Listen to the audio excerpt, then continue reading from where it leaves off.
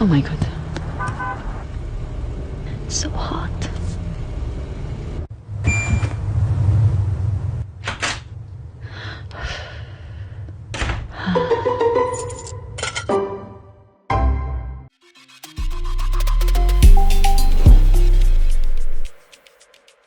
Assalamualaikum askan bi man la Ismaila dellusiwaat si Campeh Jambarr bi fii Irish Studios Gambia fii every Friday ñëw rek waxtaani mbiri góor but waxtaan just in general waaye bala ñoo dugga si tey waxtaan bi mooy ma bàyyi suma brothers yi ñu nuy wante askan bi tamit new faces am na every week moom bugga nañ more boys di ñëw si Campeh bi daal tey nag moom am nañ ne fresh face so moom la ñoo bàyyi mu njëkkaa introduce boppam pour nit yi xam moom mooy kan daal bismillah jërëjëf docteur Badji maa ngi laa nuyu di nuyu ñu nekk si jotaay bi yëpp maa ngi tudd Moussa Gassama tey nag dama leen join si Campeh Jambarr bi pour waxtaan ak yéen jërëjëf. jërëjëf Moussa and then familiar face man like Bakemo. Man like Bakemo ala barka Bake mburutanan Campeh ta kote pour na le kacha bimba kacha la minna waram ñu kar buñaari mo mialan ko kana anin jaata ken dañi ba topoto la ñame ñu karo kon ala barka Bake. jërëjëf suñ Alaaji times 5 bi doc asalaamaaleykum. aleykum salaam maa ngi nuyu gars yi ñoo seetaan ñëpp di leen wax ne ñëwaat nañ ci waxtaan wi yaa ngi baax. yaa ngi baax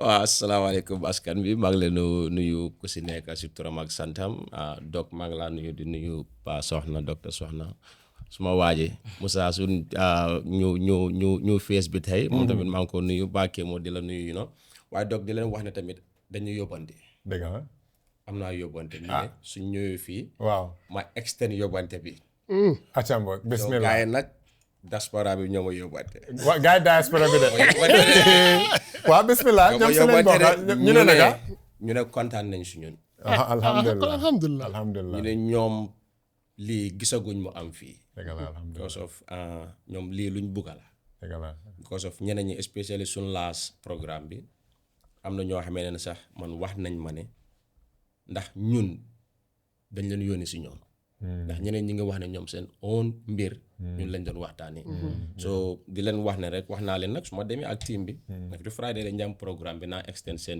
yónnee bi so gars yi ñu ne kontaan nañ si ñun trop ñu ngi ñoo ñaanal waaw loolu moom lu ñu war a kontaan la ñu ne doomi aadama fu ñu dajee di waxtaan rek jaamu yàlla si la bokka te waa diaspora bi moom ñun ku ma xam-xam ne man su ñoom laa bokka te suma famille tamit ñu ngi si ba léegi waaye tamit du diaspora bi sax foog naa local community bi man lu ma gën a kontaan loo mooy ñu ngi appreciate waxtaan yoo xam ne am na solo nit mun na see jëriñoo mutuñ nag waaye wax dëgg moom waxtaan soo yaatalee nit rek lu bari def si dee mun a génn te man lu ma gën a kontaan sax am na ndaw yu bari since buñ dooree gars yi ñu ngee nekk jàmbaar ñu ngee ñëw si ñu ñoo laaj naka la ñoo mën a toppatoo seen boppa naka la ñoo gën a mën a dëgëree naka la gën a mën a téye seen wàllu wér-gu-yaram te xam naa ne ñun ñëpp am na léegi ñu nekk di ñu reach out online social media so loolu moo tax mu nekk fi da ngaa gis ne suñ topic si sax every single week yan ñu war a guide pour lan ngeen bugga ñu waxtaan nga xam ne saa yu nekk soo la ñu seetaanee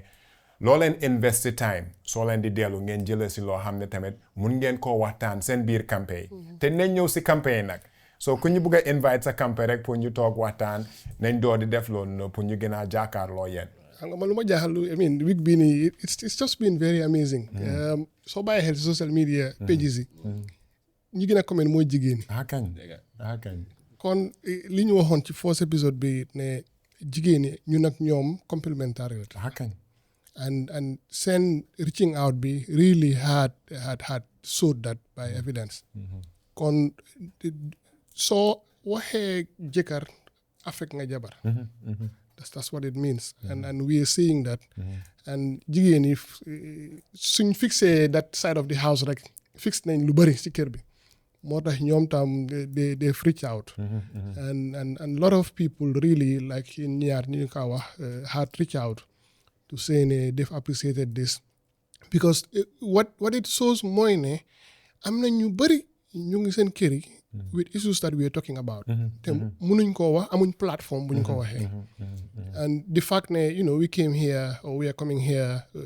with vulnerability and seeing as it is because the truth mooy ne ñun tam si dëkk bi lañ dëkka and li ñëpp di jànkuwante ñun tam moom lañu jànkuwante moo tax rek suñu waxee mu mel ni dañu yóoni waaye lu ñëpp di face la ñoo face moo tax it's nice ne we are happy ne this impact just with 2 episodes and ñu ñaan yàlla door a ñëw jubal ñun duñ ay superhumans suñ jànga soriwut waaye luñ néew luñ xam rek ñu siyaa ko loolu rek mooy aim bi du ne castigate anybody du ne pointing out anybody but it's just out of goodwill to give a platform pour ñu mënut a wax te loolu am solo la te dam koo sànni sax si kéemoo ak Musa because dañ dee wane men are from Mars and women are from Venus because dañ dee wane léegi even soo amee ne yaa ngi am soxna sax koo sëyal communication is always difficult dafa mel ni ñoom ñu ngi laaka beneen language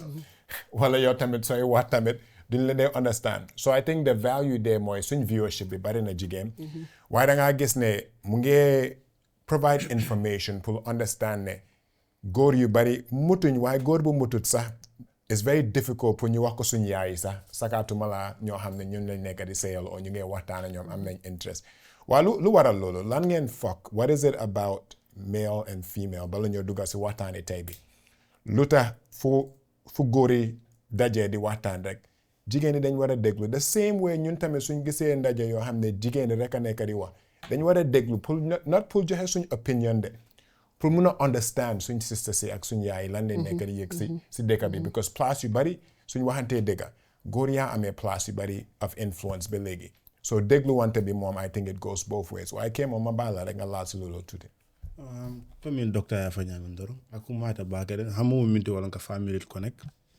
family ba connect la ñaadi la waram nin kewol contenta mo be contenta family ko man nin kewo jita na ñaabo ko yarin wala amandar contente ba jal ñu mo yota kala comme que min fo doro golan kewol buka kumbo wala kewo man ñanta ka ala bota dafo anti amira ñimbo ko kono mi anan ko dum problème mo fongati nin kewo nata na la problème you believe ko kewo ñinga ñente de la man ñanta complain la dal anda man ñanta ka fala wife yo atambita mil kono da na to ra ke de le no akuma ta bakale pour kewol fanan ka findi comme docteur fa ñami ni ka communicate ni madame mol kala moy fanan bana to nya kewol fanan they are going through ñin mo bi je fam mi ko na do ko ñolam ko ñuko yar fan almu jambaro de kewol yar fa fanan bita kan through ñi every now and then maybe at a point you can mood blame le al ñaka tar ku yaren ne wala albu kam mood entertain do ko dran ko no one thing cool la ko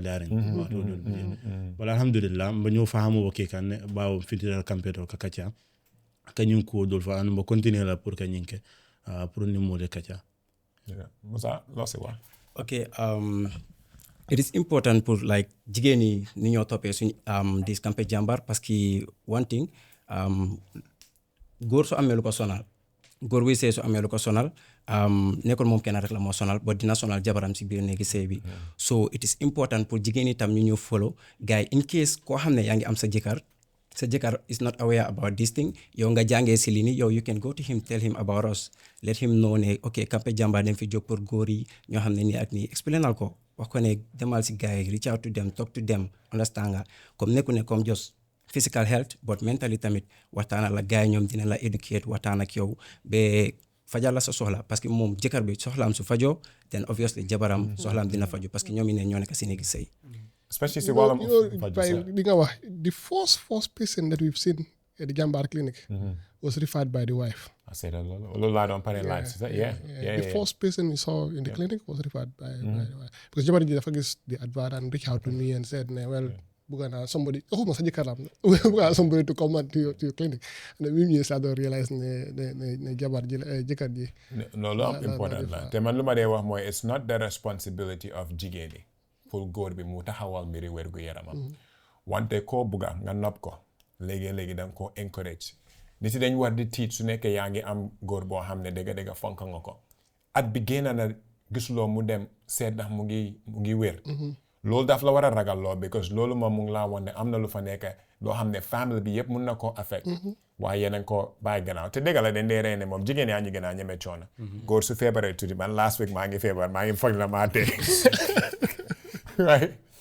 waaye ñoom ñoo ñu ne ginnaaw mun a muñ waaye góor bi moo ne su dara foxojee wala mu yaramam bi tànga rek ñu doon di tëdda di joytu and things of that nature waaye encouragement bi daf si dee nekka dama dee bëgg a wane it's not the responsibility of jigéen bi pour góor bi mu fulal mbiri wérgu yaramam bi but àndandoor soo amee companionship partnership healthcare should be a dinner table conversation pour make sure ne moom wérgu yaramam bi yéen a ngi see discuss soo leen amee ay doom seen wérgu yaram yéen a ngi am healthy conversations at a very early age ba pare ngeen xamante family si tamit fu ñu jógee parce que loolu daf dee da nga dee gis ne am na ñoo xam ne dem nañ ba sëy waxtaan nañ mbiri xew bi naka la waxtaan nañ ban façon ngi photoshoot la waxtaan nañ xena bi waxtaan nañ yëpp waaye duñ dee waxtaan mbiri wérgu yaram bi so yow yaa ngi yaakamte sëy fekk yow moto booy jënd mu ngi paree paan si te yow xamuloo si dara su ko defee nga tay si boo tay si ribon di piip fekk moto bi mu ngi paan so I think that's one of the conversations we need to have. Yeah, which is good.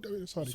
I was going to say, which is good. And now I'm seeing a lot of young people coming to me and saying, we want to test it. Somebody came and said, before marriage, land light test, I'm preparing for marriage, which is good. Generation be are realizing that, and we encourage that.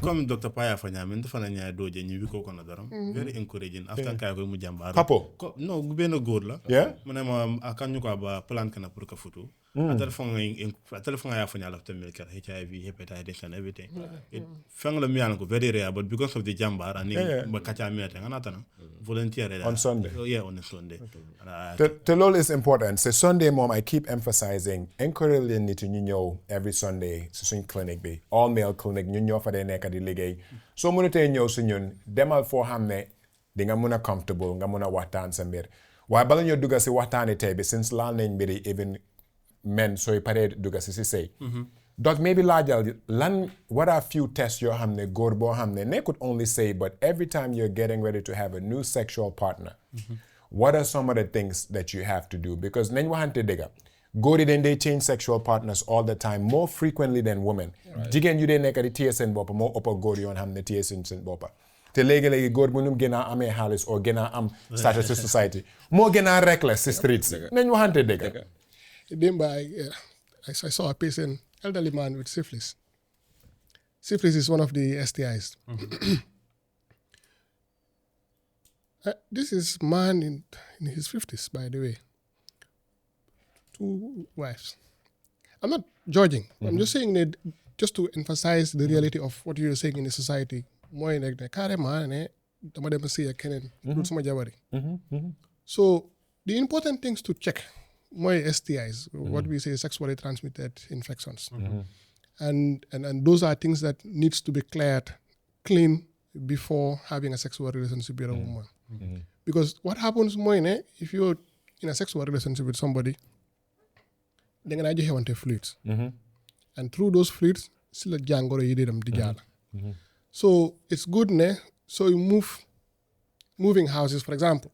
Da nga dem peinture néeg bi defaraat ko clean ko bem baax la nga ci dugga so bala nga dugga ci a human being tam you need to check yourself check yourself nag mooy infectious disease yi ñoo wax ni HIV gonorrhea syphilis and all sorts of things so it's good men generally be checking these things if you live alone with your wife once you're on the clear you know ne yéen ñaar yëpp a ngi faithful it's not necessary to keep on doing it. Why, if you are doing the side corners, it's good to protect at least your wife or your wife. If the side corners. I mean, they want to do I'm syphilis be there, but no. And unfortunately, the other thing that we also need to emphasize more, that man will come to hospital, get positive, start treatment, and doesn't go back to home and tell the wife. Tell the wife. That's true. That is also another problem. Partner treatment. So partner treatment. So these things are sexually transmitted disease, like I said. So MAE, I've seen in the past people are having HIV and then spouse didn't go have. No, okay. And then they hide. And then they still go back to bed with them. Yeah. to me dafa mel ni yaa ngi jël paaka di rendi nit rek. No, bàkkaar la sax. Because if yow yaa ngi in the closet and yaa ngi faju and you're still exposing other people and you still saying that you love them, then there's a problem. Te honestly, most of the times tamit pour STIs yi bañ a ñu derail sax, a lot of men could be asymptomatic. Yeah. Meaning mun nga am active STI case waaye nekkuloo di am bleeding bi, burning bi, discharge bi, things like ak syphilis, discomfort. you- Xam nga góor bi moom ñu ne bleeding, burning or broken. Rek adee tax góor bi faju. So da ngaa gis ne yow mun ngaa dooman yaa ngi change sexual partners, you're having unprotected sex. HIV is still very, very prevalent in the Very, society. It's not the most dangerous thing to nensi waxtaan because pour man lii moo gën a dangerous lii moo nekk di gën a rey nit than HIV biir Gambia sukkur but nañ laal si loolu. But it's still rampant. Man, even if you think you are faithful, nit ki sa bopp rek nga mun a xam. It's good practice, and sex is not the only way you could get hepatitis. It's not the only way you could get HIV. It's good hygiene. Once a year at the minimum, you do a blanket screening for both metabolic conditions and viral conditions. Because léegi nit yi mun nañu wax ne dañoo faithful. Why it's not only sexual intercourse, you could have oral sex, nga am herpes bi jox ko sa wife, yaa ngi phonante with people that you shouldn't. You know, there's just a lot of things where ñu bari dañ dee wax ne oh man virgin la, no nekk virgin taxut ne mënuloo am. Seafood la si yooyu. te ñu booy óor nañu ne góor yu bari dañ dee fen based on ñaata nit lañ nekk di tëddal or ndax ñu ngi tëddal beneen nit in the first place. So lu gën a baax daal responsibility I think as an adult. We're not judging people. Aduna law def yow sa bopp la. Waaye loo oo nit ki cër boo ko oo at least is not expose them because yaa ngi caaxaanee nit yi life am. And I think it's just not safe. But we'll have a special case only on STDs ak duga koona yi nu ko Dr. Sonna waxee. Tey moom waxtaan bi mooy am na luy ñëw te bala nga koo xam rek daf dee mel ni xam nga comme kuy paree dem si woo this week yëpp yaa ngi gis ne nit yaa ngi gën a pare comme am na luy xew si because Ramadan mu ngi ñëw as well too and it's funny because am nañu xam nañ ne am na ñoo xam ne leen ragal xiif te dañoo dóor recipe te am na ñoo xam ne or moom du dee yaaxa dara te suñ waxantee dëgga Gambia ñu ngi dugga si période boo xam ne nekkul jaam yàlla rek de waaye nit yi dañ ko use as productivity kenn du liggéey koo waxal mu ngi ras tempas yaa ngi short xam nga man mosuma amoon xaalis tey si naari laa yem dëkki parce que naari duñ liggéey bëccëg dañoo liggéey guddi non dëgg la soo ndogo ba biir bi fees doo am dem excuse. liggéey ba fajar salaamaaleykum jeex na ba suba non waay ko def de boo dangaa nuyu nit sax salaamaaleykum waay waaye dox ndax yow weeru koor boobu noonu islam loolu la wax boy yàlla tegu dara lu mu jàng waaye oral dem liggéeyi doog alaaji soo amee or tëddal soo amee or tëddal ndogu tëdd ew naka Déedéet, mun tëdd naa- togg noo comme gaa nu ko waxee liggéey la rek doog liggéey déglu ma liggéey la rek pour dépense bi ñëw su nekkee ne tey Ismaila nangu woon na mu jox ma suma shift bi 8 pm ba 6 am during weeri koor du problème I can go and hustle it yow kan xanaa ko ni nga koo defee su ma wàccee suba xëdda ba pare tëdd yeewu ndogu tëddi na la waaw tëdd yeewu ndogu yow foofu man ku ma xam ne weeri koor man a moom duñ friend waa lu yàlla war a lu tax yàlla mu bind ne dañ war a oor why fasting foofu laa bëgg ñu dooree not even from a religious standpoint because fasting there's a reason why even sooy tëdda yàlla make sure that by force as a human being mu neex la naxari la your digestive system should shut down why fasting from a medical standpoint what does fasting do foofu laa bëgg ñu dooree because a lot of people confuse fasting for what it's meant to be right fasting xam nga fasting discipline foofu la history fasting jógee to start with discipline bi sax mooy ne we human beings yàlla daf ñu def mutuñ tey malaaka bi dafa taxaw jaamu yàlla all through their entire span we cannot do that as human beings so xiifee sax after 10 minutes biir bi fees na pare ka soona nga like the brain needs rest to sleep to reboot the tummy also needs break to regain health moo tax fasting benefits it do even Islam rek even now the nutritionists and all those metabolic doctors will tell you intermittent fasting, fasting. So it's enormous sort of range of things that we will talk about during the thing. Why it's for health. It's for health and it's for discipline. Absolutely. Te loolu bëgg naa kee moo nga laal si source especially, but lu doc wax is true. Because fasting is detoxification. Yeah. Right? And also cell repair. I'm not being a Japanese, I can't remember the name. We just won Nobel Prize on intermittent fasting. Because yet I'm going to company, man, what a way to record. The only thing that changes was maybe the religious practices you might get for discipline. Why pull nyaka leka? Like most people with conditions, you buga lose weight. So you say man, mange dega Ozempic, mange dega pengo bi, gotta be. Lumala de prescribe moy oral.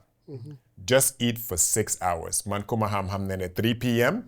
to 9 p.m. so good declare like I do intermittent fasting 18-6. I'm not new def 16-8. I'm not new def 12-12. All it means moy yange shut down the digestive system bi pour allow detox sa yaram bi gene lum fa warata neka. Why da nga gis ne so age at a level bo xamne atava ci la. Even cells yo xamne sa yaram bi degerut. Sa yaram bi daf ko do di gene. So mota ñu bari so febares neka di febar di hibon sa then let it dictal or.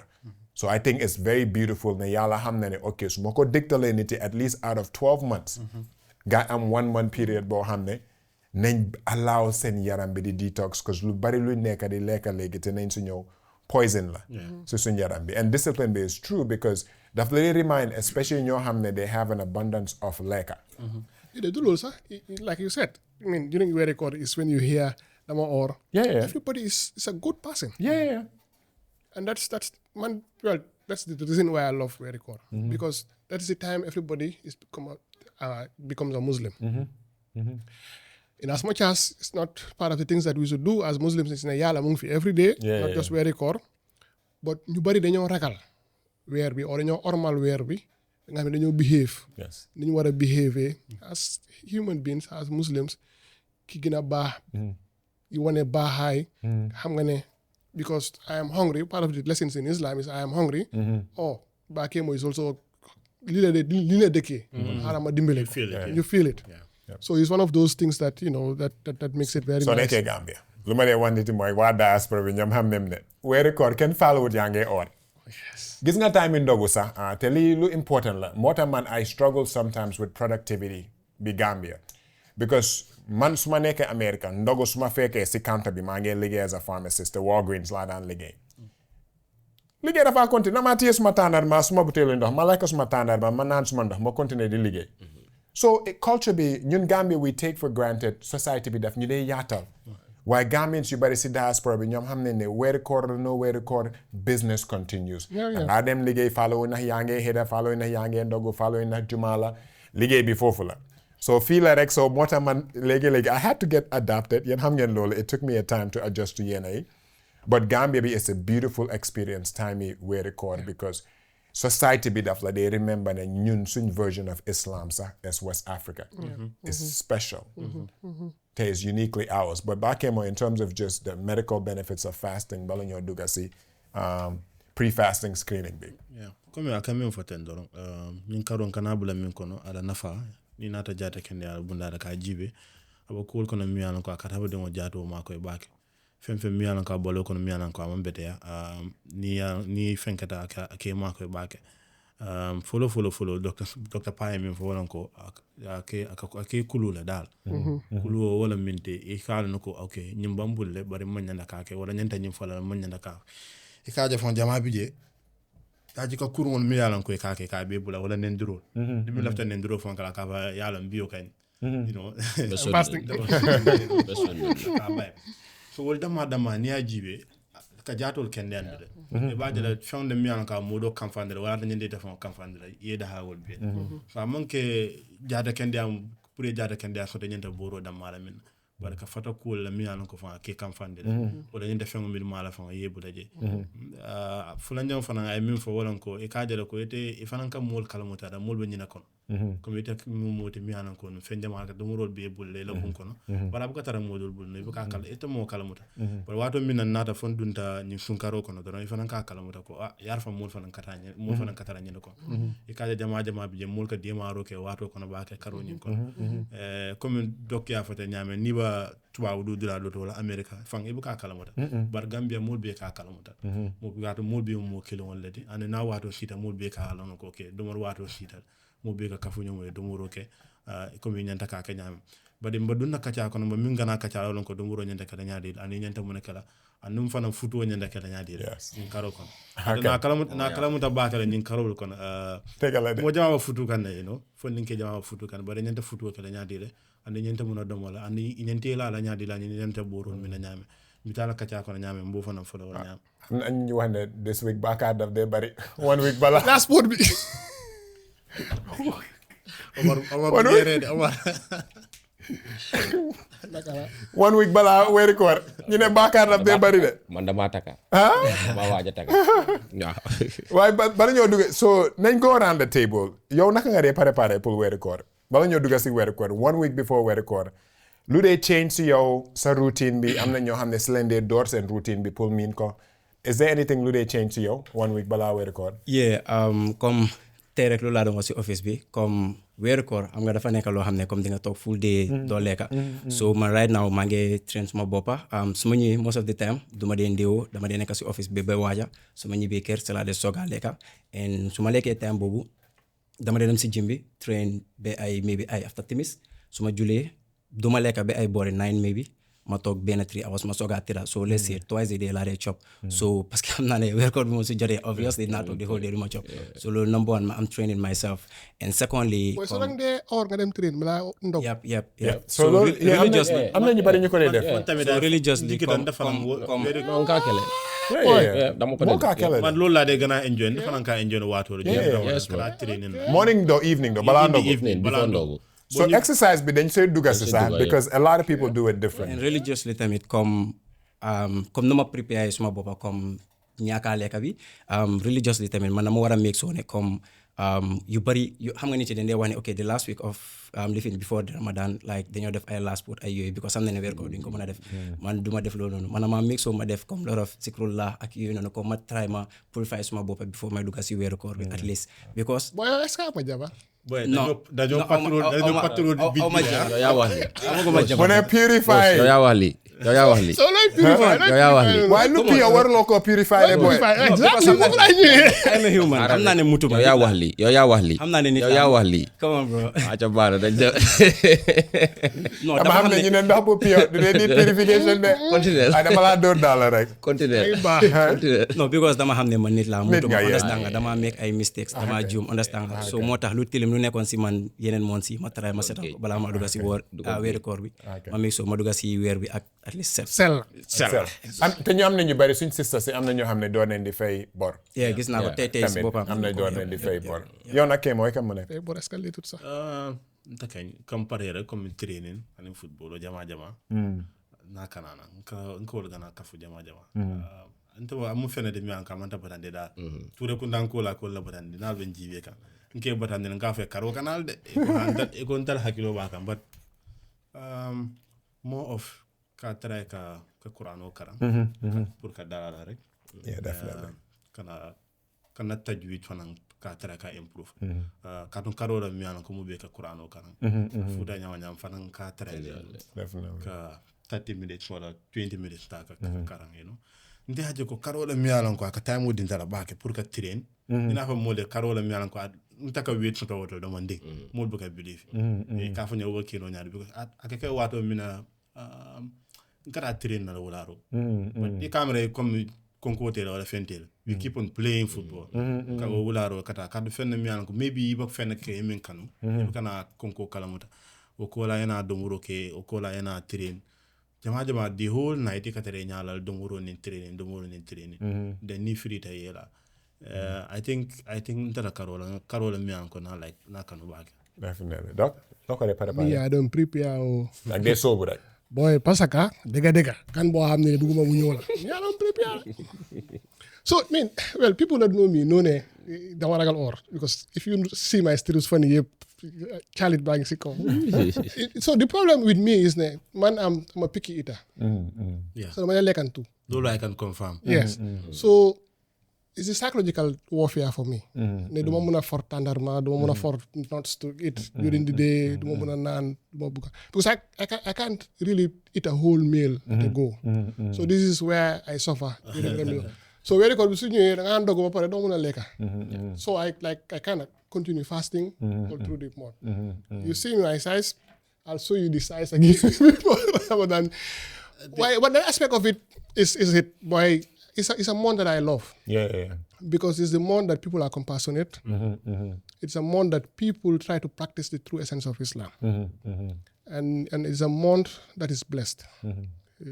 Mooy weeri Alxuraan la Alxuraan weer boobu nañ ko wàccee. And there are lots of good things that you can do.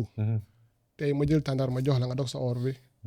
I have the same blessings that you have from your call. And so many things that that the month brings.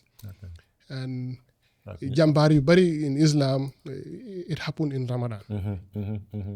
Things like Badr happened in Ramadan. Yeah. They were fasting. Yeah. And if you go to market today, Amundof will say that, oh God, tanga wit. You're talking about 50 degrees plus.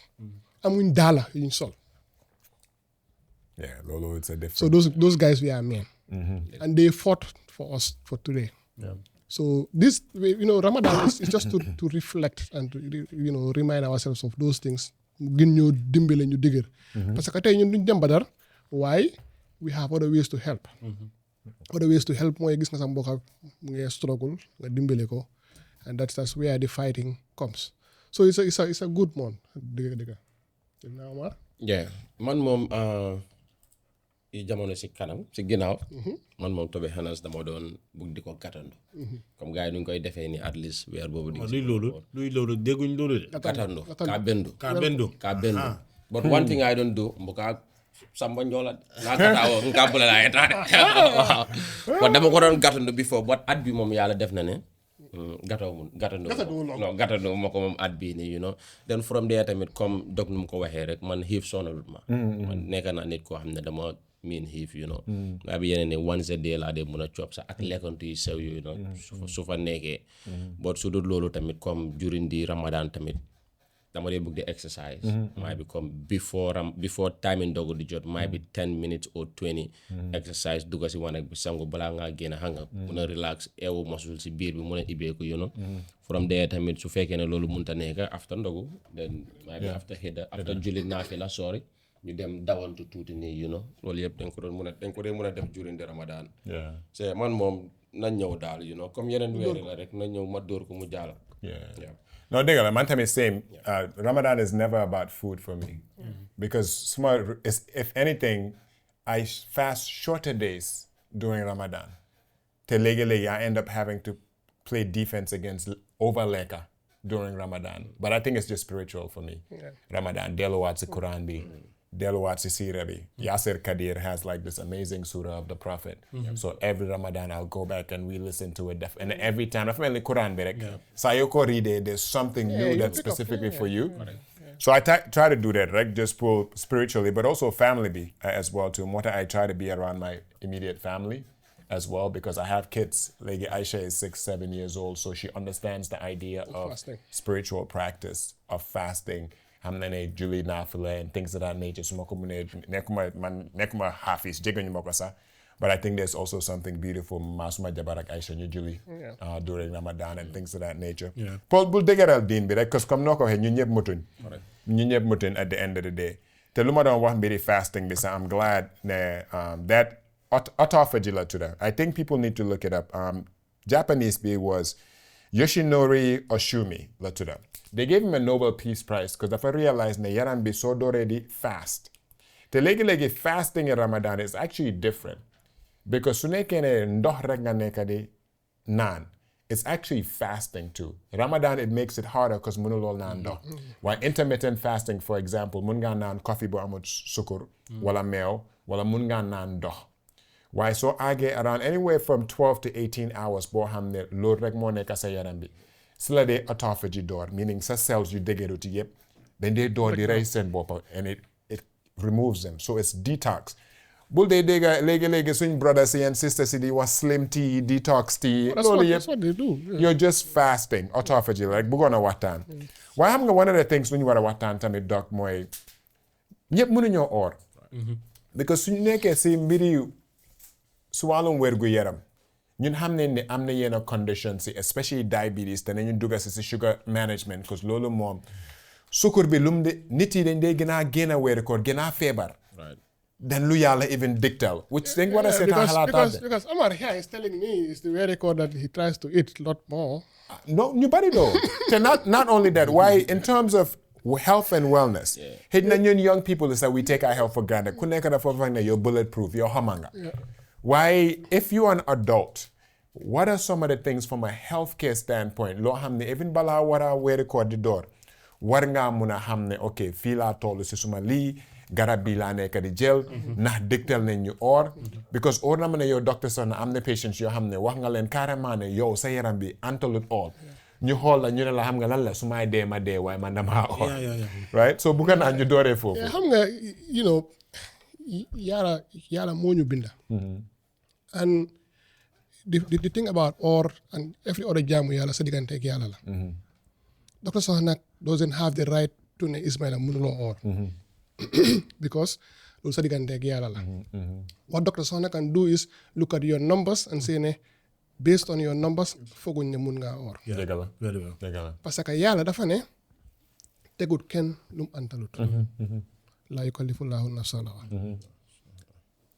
balaa même si verse of Ramadan bi dafa ne or leen comme ni gars yi daan ooree si ñu ko mun waaye there are other people that are excused the ill the traveler the mentally unsound and the list goes on so if you are ill illness be is in categories there are some people who are acutely ill te am nga malaria nga naan Coatem mu wér am na ñoo xam ne are chronically ill mooy boobu du wér mooy the one that are talking about diabetes high blood pressure lots of other things that you have to take medications lifelong for ñooñu what should be happening this week or what we should be seeing this week mooy ne doctor suma numbers yi lu mu wax ndax mun naa or if you are hypertensive for example and you're taking maybe just amlodipine a day like Ismaila is doing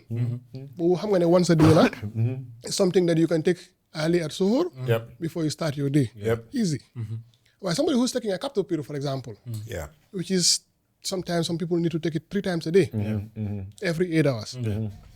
I'm going to talk 6 in the morning, time is hida. The next time you should take it is at 2. Then it's a problem. Then you will miss that. So, fufula technicalities in neka, and everybody is different with the order. So, more the advice would be go to your doctor, look at the medications that you're taking, look at the frequency of how you're taking it. Even a captopril, for example, and your blood pressure is controlled, and there's a way that you can manage with something else. Those things, the doctor will not. So the advice really, more like get them do a pre-Ramadan screening, set some numbers, in all the things that you have to take in terms of medications, then you adjust if you must fast. Again, we talk about the health benefits of fasting. There are some people with these conditions that get better during Ramadan. Because people that are struggling with diabetes, most of the people, the reason why diabetes is not controlled is because and time so if they have the opportunity of fasting, means they control lubari and they regulate lots of the problems that they have. And on, like I said, one-on-one. Some people, fasting is suicide for them. And suicide mom harula. Haru mom. Yalla dictalu ko ken. So these are things that we just need to watch in terms of our health and in preparation for Ramadan. Yeah, especially ñoo xam ne they're diabetic. Because 2 things, hyperglycemia, am na ñoo xam ne seen blood sugar bi daf dee mun a wàcca. Daf dee bécceeku.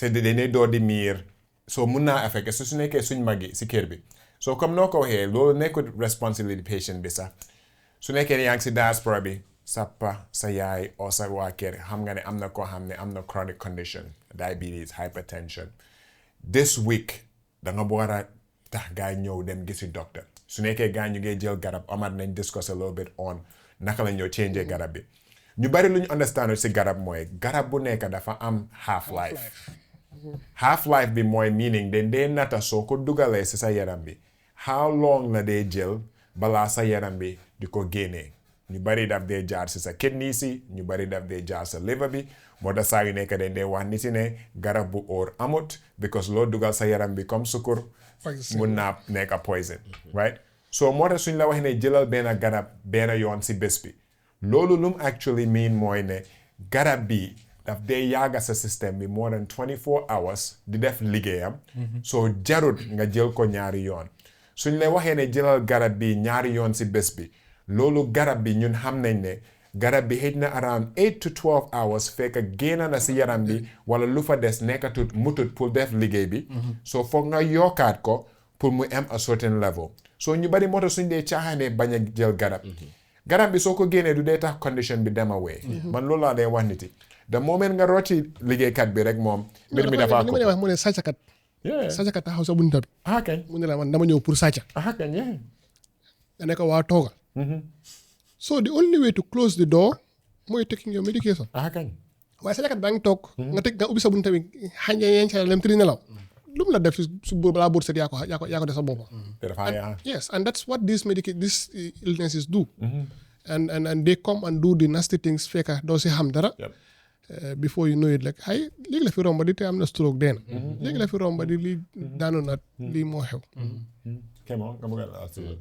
bolam doron komin ko boro ñing iñanta tala ñame ni koy ko iñanta min tilo kono sinya killing iñanta make sure ya mi o time docteur pay min faja ko mayata baake ni mala moti mi yalan ko sun karo kono ñanta sunnola an mi yalan ko ta keno abo mul kono mi yalan ko ñanta boro min na ñame ni ñanta boro min tilo kono sinya saba problème mo bina dami wala ko niamin wato min ne wulta talam fula ma fa ñanta min na ko tek anu boro ni koy ko ñanta min ni wato de meaning aka boro ñanta do ko kala wato de fajanda bana wati do so wato mi yanon ko ñanta min ko tek ni ma min doron ake batande andun pa bi do ya fa ñama me bake ako fonni ke do bi mi yanon ko aka nyum mo fim boro lemme aka ko pray da ni tuwa boro la kaname para encourage la ka fonni ke nye nyaawnya e kane daha e kalta ke la fon ko cheke ka tuwa boro nyimme wara ma danko til fula doron wala min tamita wala doron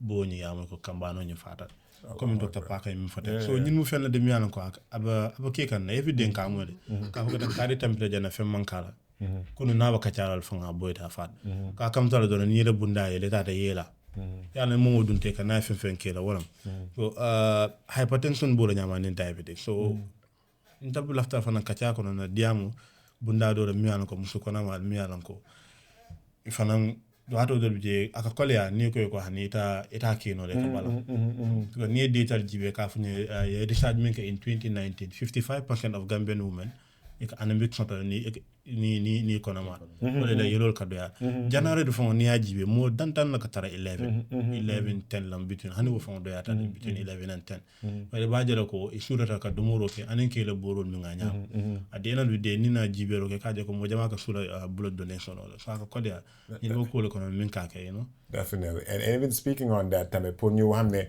even pour the check sa hemoglobin level bi bala we record could be very essential because what lo duga weeri ko tamit yaa ngi anemic and even ñoo xam ne ba léegi at bi ñu ngi February checkaguloo sa kidney function bi checkaguloo sa liver function bi mun nga am chronic dehydration or yaa ngi am potassium levels yoo xam ne mutut nga duga si weeri koor boo xam ne sa fluid consumption bi daf dee wàññeeku as well too waaye fu ma bëggoon ñu really wax because I think man lu dee gën a yaaxa si biir Gambia during weeri koor moo tax ñëpp ñu ngi wane lu tax ñu indi lii mooy poison bi ñuy ooyee sukur right waaye bala maa door si boobu sax dama bëgg yéen ñaar yëpp ngeen wax ma si bés bi ñaata kudu sukur nga foog doomi aadama si loolu la war a naan teaspoons te lii nekku teaspoons de lii kudu maalo la kudu mondo la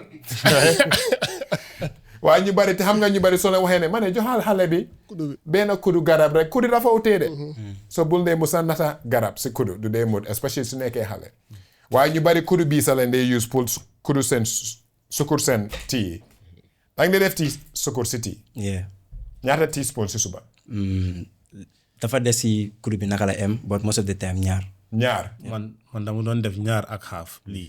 man Amar non man moom suma tii du ma si dee def sukur. Donc yaa xam nañ ko. man am deep run man tam.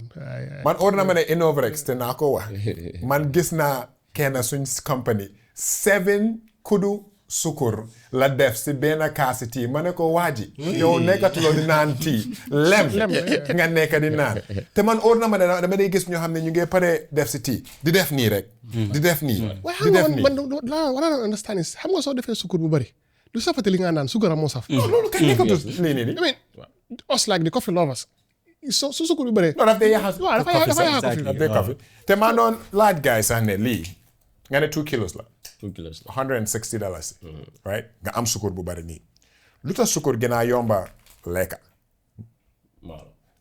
like no just food in general lu tax loo xam ne daf dee yaaxa ba pare to give context suñ yaram yi were not designed pour process lii doomi aadama moo ko manufacture because xam nañ ne ñu bari dañ ko addicted to am na yu bari yoo xam ne am ne sukur is everywhere waaye first of all ñu bari ñun dañu def slaves pour àdduna bi mu bari li sugar cane plantation bi yëpp loolu la woon waaye sukur boo xam ne yàlla daf ko nëbboon si loo xam ne dafa am fibre right pour nga xam ne soo koo lekka dégg la sukur mu ngi fa waaye nu mooy duggee sa deret bi it won't be as fast moo tax man ñu dee lekka sukur bu bari sax wala di naan juice man leen just buy a fruit jëlal orange nga lekka orange because am na fibre so lu mooy def versus nga naan orange juice lan mooy orange juice loolu sukur ak ndox la ak orange flavor most of the time so ñu dooree loolu bodies are not designed to consume this xam nga what you saying in essential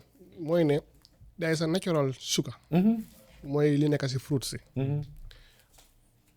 You get a fruit, you get the benefits of the fruit, the fiber and stuff. You get your sugar from it as well. Orange be, banana be, papakayo be, and the like. While lii is refined sugar, is how they even call it. Refined mooy ne dañ ko defaraat. doomi aadama moo ko defar yàlla bindut sukur pour mu mel nii daf dee yaaxa ba pare moo tax sa léegi recommendations yi dañ dee wane lii mooy added sugar daily recommendation soo nekkee góor soo nekkee jigéen góor yi dañ la dee wane 36 grams of added sugar rek nga mun a lekka si bés bi that's about 9 teaspoons ñu bari dañ foog ne loolu dafa bari lii mooy 36 grams of sugar lii mooy 25 grams of sugar so dafa mel ni doomi aadama soo nekkee góor this is the maximum amount of added sugar si bés bi nga war a lekka which is safe soo nekkee jigéen 25 grams lii ñoo xam is less than luñ dee def si seen kaas si suba benn kaasi tii suba. soo dooree lii sukur te ataaya booy yi ne naan ataaya si camp bi wax naa leen ne booy wàññi leen sukur bi booy mu ngee yaaxa soo xalaatal lii na mut nga daily allowance right nga def lii sukur pour coffee su nekkee am nga xaalis time yi lunch jot nga lekka mbuuru jënd can drink right ku xam ñaata sukur moo nekk si can drink bi dama génnee level bi bala ñëw suu parce que camp bi am They I think 33 grams, something like that. 33 grams of sugar That they so meaning foo war a am si bés bi benn can drink def na ko waaye tamit xam nga lu gën a dangerous si can drinks soo gisee label bi dañu dee fenal xam nañ ne the average person ku jàngut soo gisee label bi dañ la dee wax ne the nutritional value based on 100 ml leen dee def si label bi that means that any number boo gis fii is 3 times the amount moo nekk si can drink be 330. right so lii 330 ml waaye label bi mu ngi laa wax ne sugar total bi is just 7.5 grams no it's almost 25 grams of sugar lu nekk si lii te ñu ngi wane ban flavor la loolu ndox ak sukur ak ascorbic acid ak some kind of sucrose color all the things loo xam ne sa yaram bi mënu koo break down so loo leen di gis nii moo nekk the amount of sugar bu nekk si benn kaan beneen caution bi mooy ne dinaa la jox nga ñëw seet si ma ne la juice a ngi nii nga ne xëy dafa saf sukur di xaaral ma dilute ko correct léegi da waaw nga ne xaaral ma sotti dilute nga mos ñu ne xëy dafa saf sukur xaaral ma yokka ndox nga yokka ndox eventually nga naan yëpp waaye waa ji same sukur bu fi nekk soo feesalee ndox bi yëpp is the same thing because xam nga ñu ne def loolu and it's interesting sugar daf they cause addiction boo xam ne sa palate bi sa làmmiñ bi daf dee doo di face signal si moo tax da ngaa gis ne soo bàyyee sukur for a while soo mosee loo xam ne tuuti sukur rek daf dee saf moo tax sugar is the most addictive that happens to me yeah ma lekkee lu am sukur soo daf dee métti because miin loo sukur daf dee métti waaye gis nga ku dee dugal 7 teaspoons te du dee saf mu ne lii dee safagut yaramam bi sa brain bi sugar is the most addictive drug in the world moo tax the marketing lii should be illegal waaye da ngaa gis ne ku am diabetic ñu delloowaat ko si weeri koor bi nga ndogu tàndarma is sugar but it's actually better man lu ma dee wax nit yi mooy yàlla suñ diine bi is beautiful gis nga ndogu ndoxa tàndarma it's the best ndog jarul mburu soos nen tii ak meew loolu is a meal right waaye nga dooree sukur si ndogu bi let's say nga am diabetes wala amuloo diabetes nga def sukur ba mu fees right añ ñëw nga añ maalo sukur la mburu sukur la right ñu yekkal la indi wonjo indi mbor indi pasta ba pare sliceal la fruit yow balaa 11 o'clock rek sax yow dóoragum nga ba àgga lii right ba pare joxloo sa boppa time sa pour digestion right so nga wér nga naafila 1 o'clock nga dem tëddi no some people will reer dañoo reer some people reer after naafila soo reer bi naka la after naafila reer bi naka la boobu ñu indi soosi yàppa diw ko même diw ko door fa pompiteer yu bëri pompiteer lan la sukur right ba pare ñu indiwaat ne aca tiyango ñu resal ñu defal tii bi wala Mauritanian tii wala ataaya ataaya bi nga dem tëddi nga eewu suba ñu indi hida sow bi lan moo fa nekka sowi ardo sax la moo nekka ardo bi ruy lan la du sukur cuuraa gerte lan la du sukur so yow in 24 hours right waxuma la 24 hours sax because yaa ngeen ndogu 7 diggante 7 ba 5 a.m. yaa ngi consume léegi 10 or 20 times the amount of sugar booy consume loolu naka ngay wéree soo xalaatal lii yëpp ak ku am diabetes ba pare doo di fàtte kanapam so weeri koor bi naka la nit yi mun a bàyyee seen health si sukur because lii poison la lii there is no human being ku mun a process lii sooy doon hit na soo doon run marathon sax moo tax léegi marathon runners si dañ dee nekk glucose because ñoom high athletes yi da nga gis ne a lot of these sports drink dañ ko design pour quick sugar boo xam ne sa deret bi daf ko soxla because ñun suñ muscle si dañ dee soxla sukuru waaye koo xam ne yaa ngi just chill di noflaay di lii nii rek what about the sugar so what are some of the things doc in terms of sugar management bi during weeri koor la nit mun a gën a mun a fankal comme li nga wax mooy di recommended thing dëgga pour ndogu soo amee sa tàndarma am sa ndox bu bari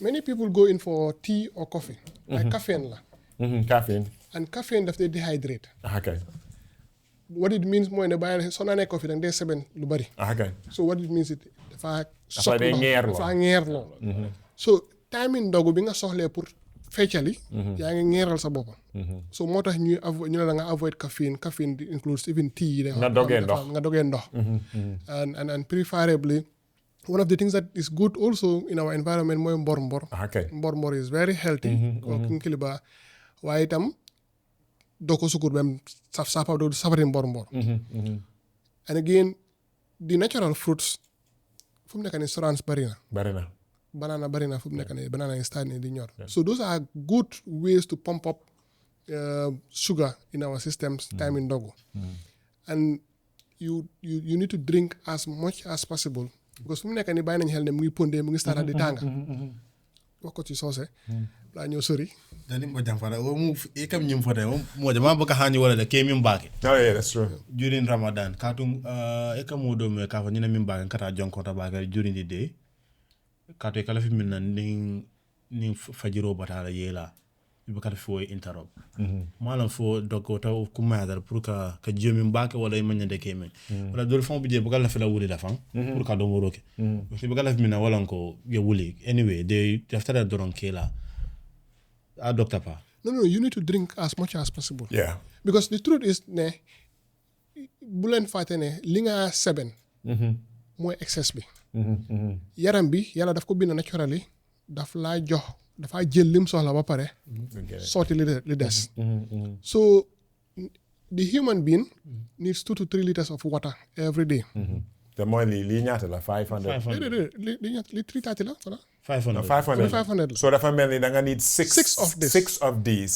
Taste and wearing day. Yes, a day. And wearing cord or not wearing cord is a human being. yeah. And wearing cord is worse because the fact ne danga 6 by 7 do nan do leka. So you need to replace, rehydrate because beer bi it has most of the water of this body. So nanute enough. Yaram bi dafa ngaccan dox bi ci beer bi. That is what will cause the constipation, tummy upset ak yooyu noonu during Ramadan. Moo tax ñi am hemorrhoids ak yooyu ñu lee sona. Waaye you need to drink as much as possible. Li nga doon naan su dut weeri koor is the same. Like I said, di nga bàyyi xel ne diggante bu gàtt la moo tax it feels ne da ngaa seben lu bari. Waaye doo seben yëpp. Because li nga soxla la yaram bi di jël nga door a seben excess bi. te da nga war a naan balaa ngaa doo di lekka. Because gis nga it's funny this mooy ñun suñ culture bi dafa funny de. dañ leen wane lekkal ba suur. nga doog a naan ndox. te gis nga soo demee a lot of cultures. it's actually recommended that 1 glass of water ndox bu seerut. balaa ngaa lekka pour help digestion. da ngaa jiital ndox bi. Because xam nga biir bi intestine bi is like a pipe. From the mouth to the rear end. So xëyee suba ba ngoon lekk loo dafa tëju. léegi nag imagine lu tëju pipe very soft nga see forcé lekka. akara mburu akara. diwlin diwlin. lu saf kaani. waaw so liñ dee préfère mooy nga naan ndox fresh water. like this. dafa ubbi pipe bi. ba pare xam nga ndox bu sedda guy wala ndox bu tànga doo si mën a naan lu bari. non room temperature. waaw so moo tax room temperature nga mën a naan ba màndi xam nga moo tax yàlla mbiram rek moo correct parce que we can go without fridge you know. Because you don't need the cold water. And that is the healthier version of water to drink. So loo mun di naan loolu laa dee wante di moom loo mun di naan moom for any condition xeeb ko. yeah. Because water is just what purifies. Yeah, no, dëgg la. Everything in this world is really water. te da nga war a daw ndox bu seere sax during Ramadan because ñu bari dañ soo gisee ne soo ooree nga dogee ndox bu seere daf dee tëj sa biir bi. So warm water te bugga naa nga laaloo is very important before your meal. moo tax ndogu is all about rehydration actually. Yeah. ndogu bi best thing soo amee ay cashews tàndarma ak ndox. waaye kasu dafa seer de booy. waaye cashew xam nga lu tax mu seer. léegi ñaata la. xam nga lu tax cashew mu seer. kasu benn mbuus because suñ local cashew yi yëpp ñu ngi ko export. benn mbuus bu ndaw bi $500 la. waaye yaa ngi laal foo xam ne nañ waxante dëgg cashew Gambia fii bari na waaye suñ cashew yi ñu ngi koo bàyyi mu génna as cashew nuts nekkoon di ko process biir Gambia fii. Cashew is expensive for us because cashew bu dee génn Gambia lañ koo génnee raw yóbbu ko yeneen dëkk yi. gars yi process ko. indiwaat ko jaañu ko dafa la fa ay chemicals yu kenn xamut. soo suñ femme suñ béykat yi ñu ngi lose ñaari yoon te dëgg la am na Gambians yoo xam ne doon nañ di process cashew. si biir dëkk bi. projects yu bari am na benn boori tànje Smiling Coast agro processing ñoom doon nañ di process cashew biir Gambia. so cashew is expensive not because ne amuñ cashew waaye because ñu ngi export cashew boo xam ne fii lañ ko war a processé pour mu lii nii the same thing yaa noo wax mbiri fruits. man su ma gisee ñaari nit ñuy jaay mandarin ma gis bu green bi ma gis bu orange bi ban nga foog ne laay jëndal. bu green bi mooy suñ bos.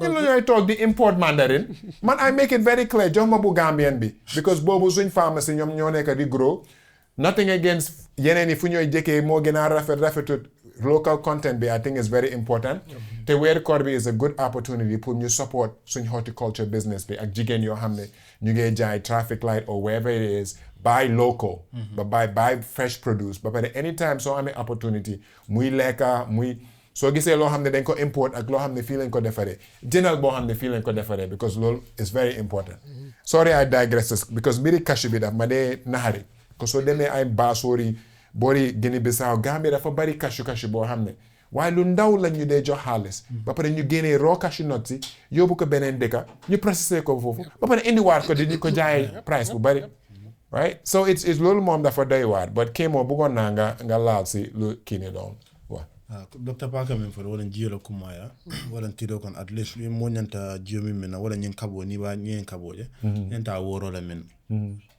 a woro nyanta wala min na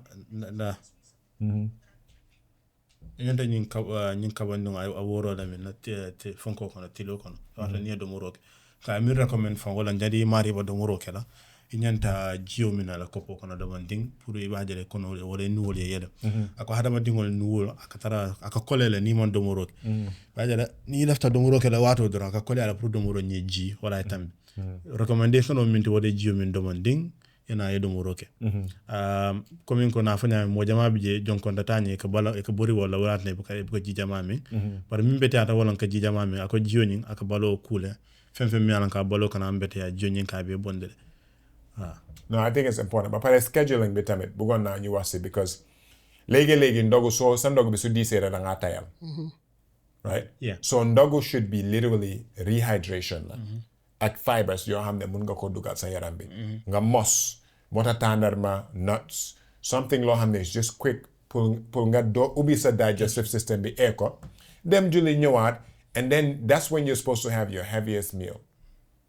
Mooy soo del soo ba pare anything loo xam ne diis na fu mu nekk nii mun nga koo lekka because xam nga ne soo ko lekkee den si ngay mun a dem dugal exercise movement pour mu help digestion as well so moo tax ñu bari dang dee gis ne mun ngaa ndogu julliwaat ñëwaat den waxtu boobu si ngay reer so reer bi bu ko jegeen loo waxtu tëdda reer dafa war a jegeen waxtu ndogu okay noonu la war a demee because bul faate ne sa yaram bi 3 hours bala ngaa tëdda si nga war a nekk sa last meal bi so technically da nga war di bàyyi sa yaram bi 3 hours bala ngaa tëdda if not da nga am indigestion da nga am heartburn soo amee gastric because diw bi yow nga reer 10 o'clock nga dem julli naafila saa yoo segee diw bi diwtiir bi yëpp a ngay ñëw si dellusiwaat so loolu yëpp yaa ngi yaakamti imam bi su buggee yaakam ñaari raaka rek ngay def because yaa ngi lekka ba suur as well so recommendation is bi soo reeree ba pare go for a walk or wala su nekkee si nga dee train nga may sa bopp 1 or 2 hours. So very cool.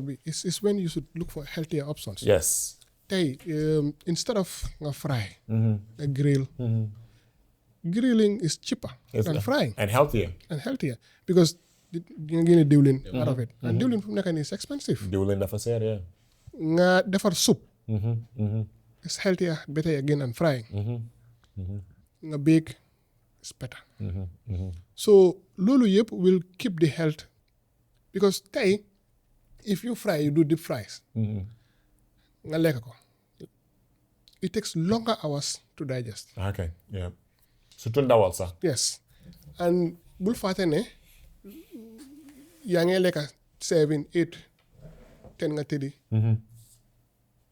and da nga xëyaat suba bugga xëdda so the earlier you eat the better and buñ ne or nga suba ba ngoon li ma lusoon añ reer ndéewo yëpp dinaa ko fay léegi di bari loolu la nee def de dañ dee bëgg a ndéewo añ reer this is where ndogu and da ngaa gis kuy génne ku lu mu gis si mbedd bi jënda teg lu mu gis si mbedd bi pare teg Ramadan is some of the households si la gaay di gën a am dépense bu expensive and they waste food and they waste food and this is so bit opposite because soo doon toog añ reer ndéewo mu nekk benn lekka léegi it should be cheaper why this is where we become extravagant this is where I want to do a buffet this is where I want to eat all sorts of things and it's not good su nekkee ne xëj na comme ni nga ko waxee people like you guys that di nga ndogu dem si gym bi mu tane waaye some of our parents some of our elders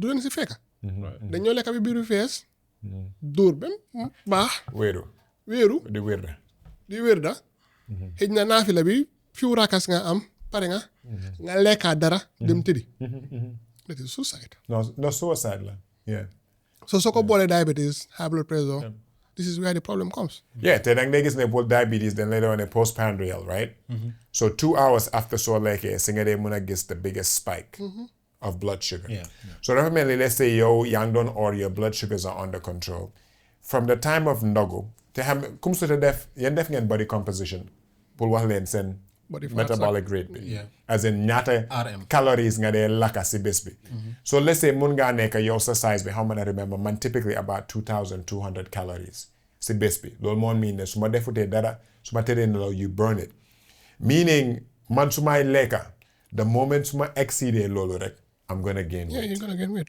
waaye nga gis ne léegi-léegi soo gisee te lii da I am very careful su ma dee wax mbiri lekka because there's two realities am na ñoo xam ne they néew doole yàlla mayut leen ko so they never have an abundance of food anyways moo tax ñu ko am Ramadan dañ dee war a instead of ngay toogal lu bari di ko waste sa kër bi utal ñoo xam ne sax na typically access to food is a problem access to protein is a problem dëgg la sukur moo yomba soo ñu bari jox nit saako sukur pour man soxor la soxlut saako sukur jox ko loo xam ne mun na see dundalee boppam bi jox ko loo xam ne maalo moo gën sa sukur because at least maalo am na substance nga jox ko tàndarma moo gën because tàndarma ku amul sa xida mun ngaa xidee tàndarma dafa dogg tàndarma bi nga am si tiyaabo yep it's healthy that you're giving the person so man the people that know me when I give sukur in dog is tàndarma that I give yes always sukur moom léegi because dafa yomba I have never bought sukur to give anybody No, it's true. Tàndarma is one of the best things that you could give because dafa am fiber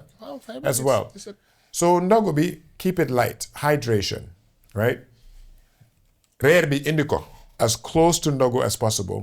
Te Omar bëggoon naa ñu laal si tamit medication therapy bi. ñu bari su ma leen laajee ne ok sa garab bi one time a day nga ko dee jël. Time weeru koor kañ nga foog ne lañ koo jël. ñu bari soo leen waxee ne bii once a day te si suba lañ ko daan jël. kañ nga ko war a jël time yi weeru koor after ndogu man balaa xida so after xida so after xida boobu da nga or bi no xida so ma laaj leen beneen question ban time mooy gën a yomba pour gars yi bañ koo fàtte si loo xam ne once a day nga koo jël parce que xam nga wax ne garab boo xam ne once a day la am nga 24-hour coverage. time ndogu moom duñ ko fàtte. time ndogu duñ ko fàtte. suñ yaay yu bari soo leen waxee ne once a day dañ dee bëgg a jël seen garab bi xida ñaata yoon nga eewu suba time bi desut yaa ngay yundu si parenteer bi pour seen lampa mu ngay ñëw. yaa ngay jéem a toppatoo soos bi toppatoo cuuraan bi xam nga te ñu bari ñoo xam ne tooga yi dëgg-dëgg suñ góor yi dañu war di dimbale tamit si kër bi pour tooga. so it's easy pour soo ko bàyyi si xida rek kooku fàtte naa naan garabam bi waaye dama dee wane su nekkee once a day nga ko war a jël ndogu mooy sa break fast you are breaking your fast so even if sa garab bi is once a day that means ne soo ko jël at breakfast su nekkutee Ramadan you take it when you're breaking your fast su ko defee even su nekkee twice daily nga ko jël nga xam ne ok 7 o'clock mooy ndogu xëy na léegi-léegi di nga stay awake ba léegi 1 o'clock 2 o'clock man I still recommend jël ko before bedtime versus at xida because you always want to play defense pour nit ki bañ a xalaat so ñoo xam ne ñu ngi ko jël one time a day moom time ndogu tegal bu téeli garab bi si boori tàndarma bi boobu doo fàtte nga xam ne da ngaa ndogu rek nga jël sa garab bi ba pare su nekkee blood sugar bul fàtte is very important pour diabetes because yaa ngee paree def si lii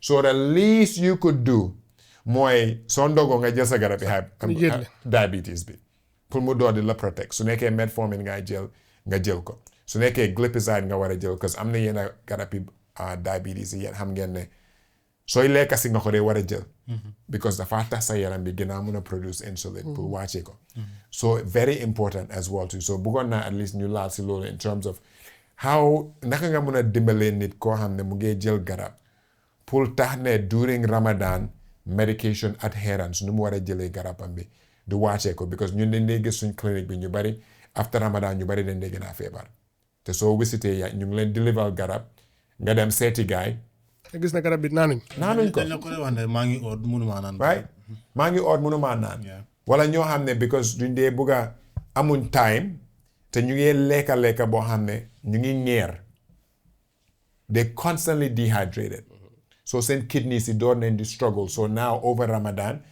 the guy génn Ramadan seen kidney function bi is lower seen creatine level bi is higher because creatine yéen xam ngeen ne the moment you're dehydrated daf ko dee increase wala comme nga min fa Dr. Paye rek mo jama biye baga hanje ke men baake juni Ramadan ka bodi mina wala kata pour kata jonko ta balia para kuma da pour na va campete nyam mo beti ata bakel mo mi an ka kata jonko ta mo beti ata min bu kata jonko wala problem mod yeah we only get worried when you're not going to pee I mean if you're going a peeing a lot also is a worrying but no, that's true. Especially for diabetes exactly yes that means it's very high yeah The especially blood sugar diabetes well sa seben bi su doore di hen sukur it's indicative of very high blood sugar so topic boo leen laal am na solo trop firstly nit yi naka lañ war a jëlee seen garab bi juri Ramadan so first lu ñu war a def mooy dañ war a reach out seen docteur si before ñoo dugg si Ramadan bi first ñu review seen medication si su fekkee ne ñi ngay jël garab boo xam ne once a day lañ ko jël mbalat in a divided dose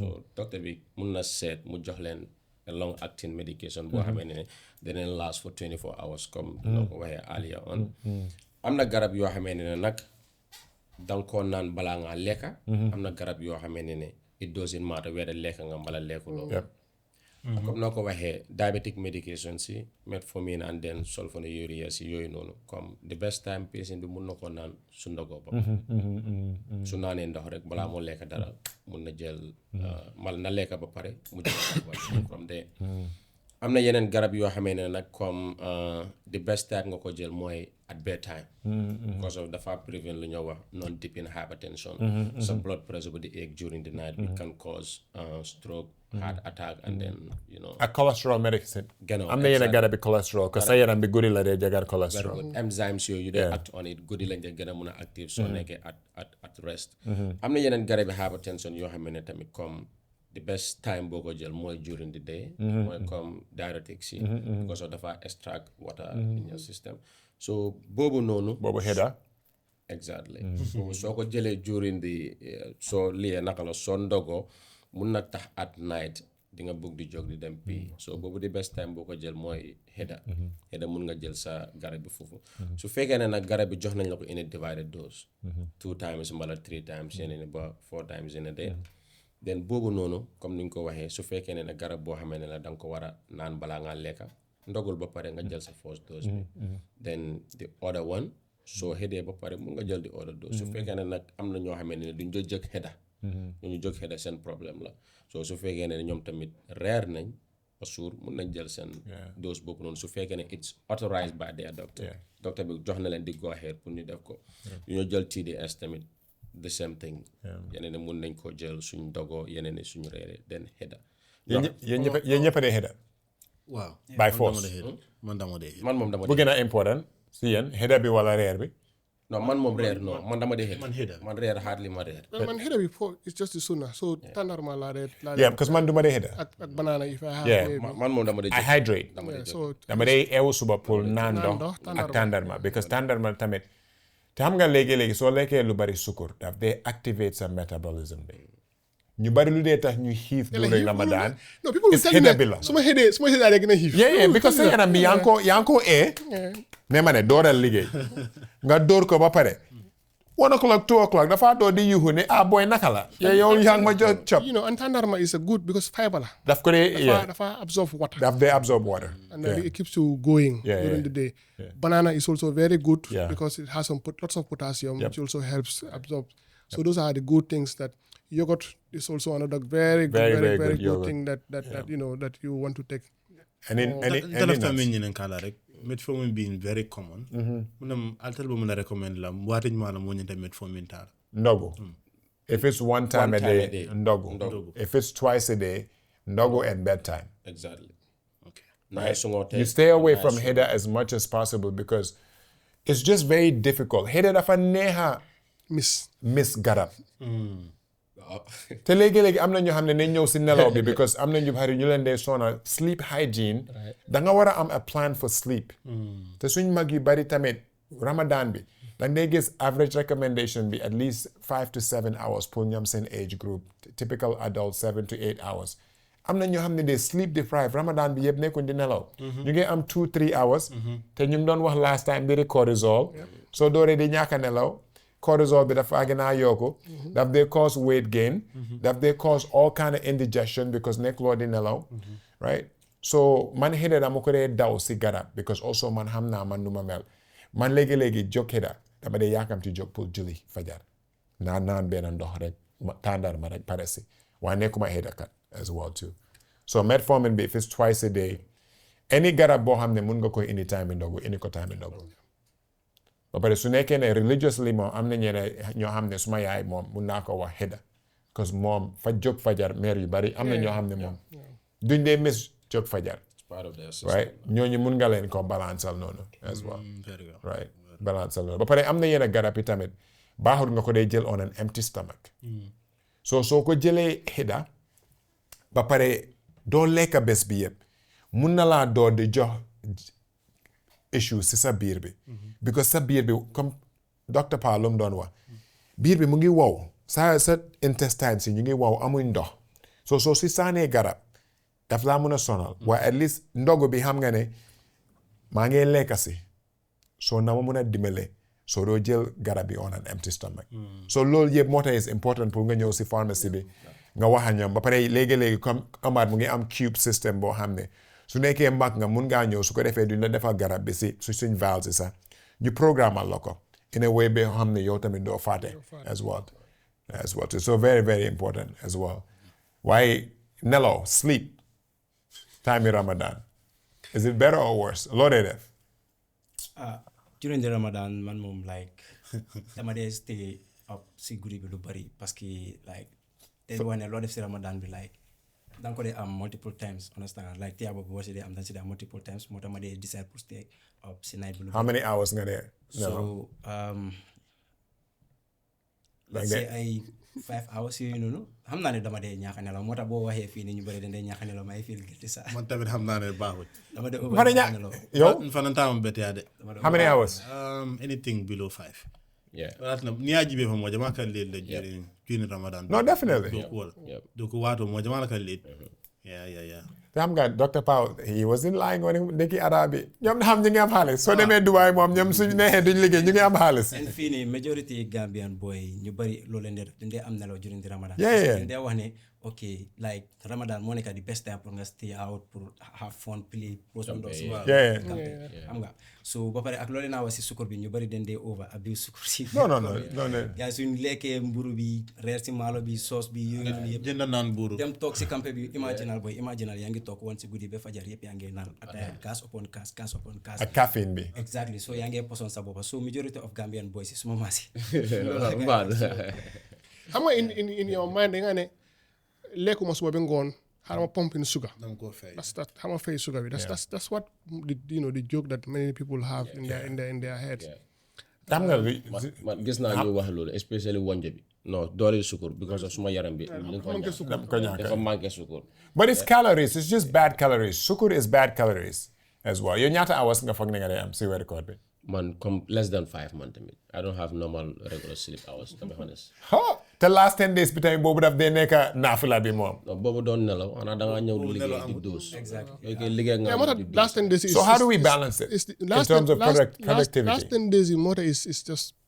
Nothing happens. because I mean we're not designed to work in the society bi duñ ko designer fu mu nekk nii is broken li ma wax mu ngi ñëw. mu ngay ñëw waaye na xam ndekki naari booy ñoom ñu ngi am xaalis seen government bi mun nañ leen ñoo fay ñu toog booy waaye naka lañ ko man because I'm looking at it from my perspective dama dee bugg a sensitive ci time yi weeru koor especially with the staff waaye tamit on the flip side we're in the healthcare business ñu feebar yi xamuñ ndax ñu ngi or na ñu ngi or ku feebar na so how do you balance it pour ñu xam ne from our perspective The truth point is, we are all Gambians.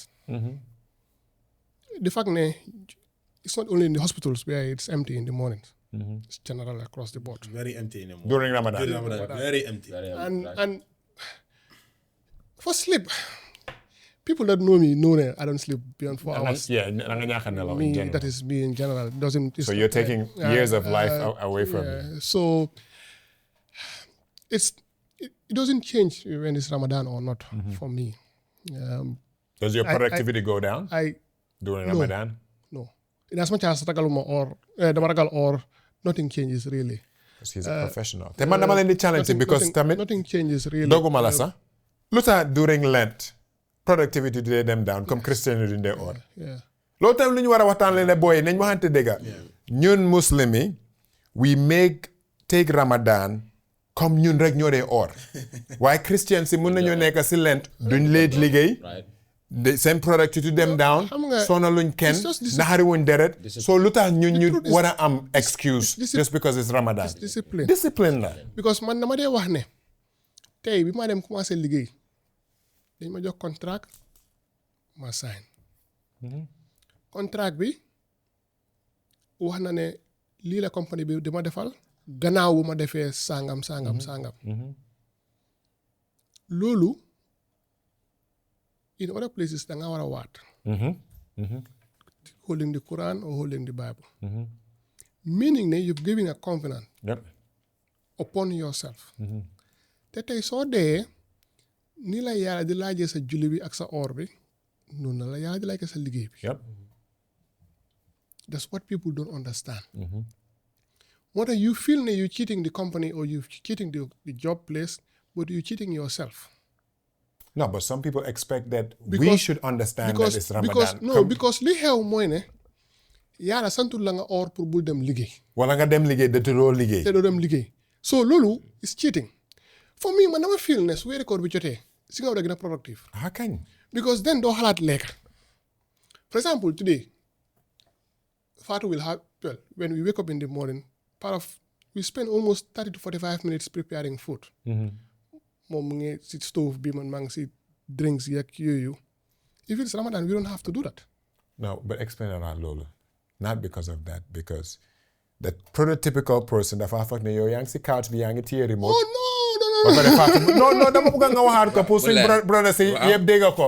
So ne man if you partnership dégg lu mu wax noonu lu am solo especially during Ramadan. If you see me going to work dama amee sama lunch pack with a bottle of ndox and a bottle of coffee gaadu because again ku xam ne sama biir bi baaxut but in the morning in my house I wake up first and I go sangu go to the mosque then she's up praying at the house so when we come back fekk ñun ñaar yëpp sangu nañ she's on the stove doing the cooking or doing the preparation for the food. So I am doing the drinks. Baby lan nga buga, tea nga buga, na coffee nga buga. I prepare her mug, prepare her bottle. Boy, yéen a ngi misaal de. And yéen a ma leen jabar, yéen a ngi misaal de. And sometimes it's me who does the cooking. Man my time is my eye. I'm the first boy, keep topasi man góor la. People that know me in my childhood knows ne I do all the domestic stuff. I can cook, I can go to the market. Actually, I go to market. Togga yëpp. benn cin suppa kanja. Même ne. man de duma fi front. donc gars dañ laa ñëwal. No, but gëm naa ko de but it's unusual though because. It's the truth mooy. mun nga tooga. mun nga tooga. mun nga tooga. bu baax. waaye may. ku xam my relationship my mom was a food vendor. dafa daan xëy suba defar lekka teg si table jaay that's what paid most of our school fees. So I had to go to the market. Amoon na time marché Serekunda ñëpp ma xamoon. parce que yaa ngi ndogi. because maa ngi ndogi. So suba da nga dem ndogi pour kër bi soo wàccee school nga dem ndogi pour njaay bi. yow jàmbaar nga. loolu moom wax dëgg ne yàlla moom. And you come you have to xooli. soble xooli ñaam bi you have to wal. dëbb jàngaay amutoon jamono boobu di. akañ yeah. And when she got married it was just us and her. Ki toppa si man góor la like I said. We have to do it for her. My first sister is Zainab. She came years after. You understand? So these things xam nga man li ma dee wax mooy ne if you expect me for example my wife to go to work she comes to work at IGH typically sees 20 patients in a day, she's already exhausted. I'm doing the same as a man. I don't expect her to come and do domestic work 100%. Because she gets tired. So we have to share it. Because you need her to also rest. Yeah, akhi. Because you want in the night for her to make you happy as well. am na góor yi de expect yooyu yëpp de. donc di nga gis xale bu jigéen bu la ñëw jéebal boppam takka ma ñaareel. Fatou daf dee.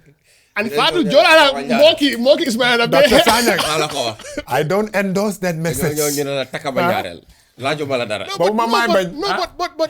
But see, the truth But mooy it's model behavior though. Loolu jàmbaar dëgga. Yep. see, Because góor yi duñ dee explain how cohabitation nu mu dee war a mel in terms of partnership. ñun ñaar rek ñoo dëkka. Yeah. Soo ko yërëmut, soo ko dimbalewut, Okay. she's not going to be productive. No, dëgga la. And you're going to break her down. Mooy yërëmaande sax comme loo doon wane. Exactly. Tool bi danga ko war a yii. Da nga war a def sa wàlla. Okay. Because what is typical for Gambians men is really toog ferenklaayu. Waaw. Fatou jox ma ndox bi ma naan. waaw. Indil ma juice bi. Ah, reer bi pareegul. Reer bi pareewul. Ana ataaya bi. Ma naan ataaya bi. Ima pare jiyo man kande. Somebody who knows me knows I love coffee. Fatou doesn't know how to do coffee. I do it for myself. Mom do not naan coffee, so I have to bring her on board. Mosal, baby, mosal. But now she drinks. So we need to be self-sufficient. Xam nga in Islam, like I keep on saying, Islam is our model. Islam santul jigéen pour tooga.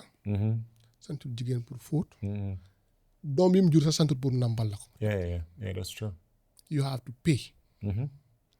Waaye fii for the love that they have for us, suy wasin jël na doom bi for Ah, kay dëgga la. nampal. Te bu njëkk bi sa yaay. you- Nampal sax du sa yaay. You understand? Yeah. So kër yu bari ñu ngi tas because of these things. Somebody said nañ waxtaan affaire jigéen ñi. We have to include them We do. because tey like I said, typical example of if Fatou was living with everybody else in the house. Mu wàcca liggéey goro bi expect ne dafa war a tooga dafa war a nekk Yakale. jabar dafa war a yakale. If we look at tey yakale tey, I know for a fact women are going through a lot besti depths pour yakale. Si seen goro yi. Si seen goro yi. Ay 6,000, 7,000. Man loolu. 6 what? Wala ëpp na loolu. In the 50s. What? Wow. Yes. And tey somebody who's earning a salary of 15,000 for example. Loolu de góor bi la. Because góor baa war a teg tànkaam ne. Yes. Suma jabar That di is yàkkale where kenn. moo tax waxtaan bi. donc góor bi du mun dara because jabar dafa ñëw. No. Nit ki da ngaa cut your coat according to your size. Because the environment has made it for them ne. It's jigéen ñi mandatory. is mandatory. Léegi family si dañ ko this is haram. mu ne la ko xasee sax. This is haram. Right, waaw. Yeah, But mu when neen the women came to my house for marriage, man suma jabar doctor la, suma brother jabaram banka la. She's a branch manager. We know the banking system. I told my mom for carrément ñun ñoo nopp ñi ñoo leen indi si kër bi. They cannot be housewives. You understand? So certain things moo xam ne ni all these house, all these things that they go and they have to surface, they cannot do it. Boy te yàkkale bi daf dee seer si weeri koor bi de.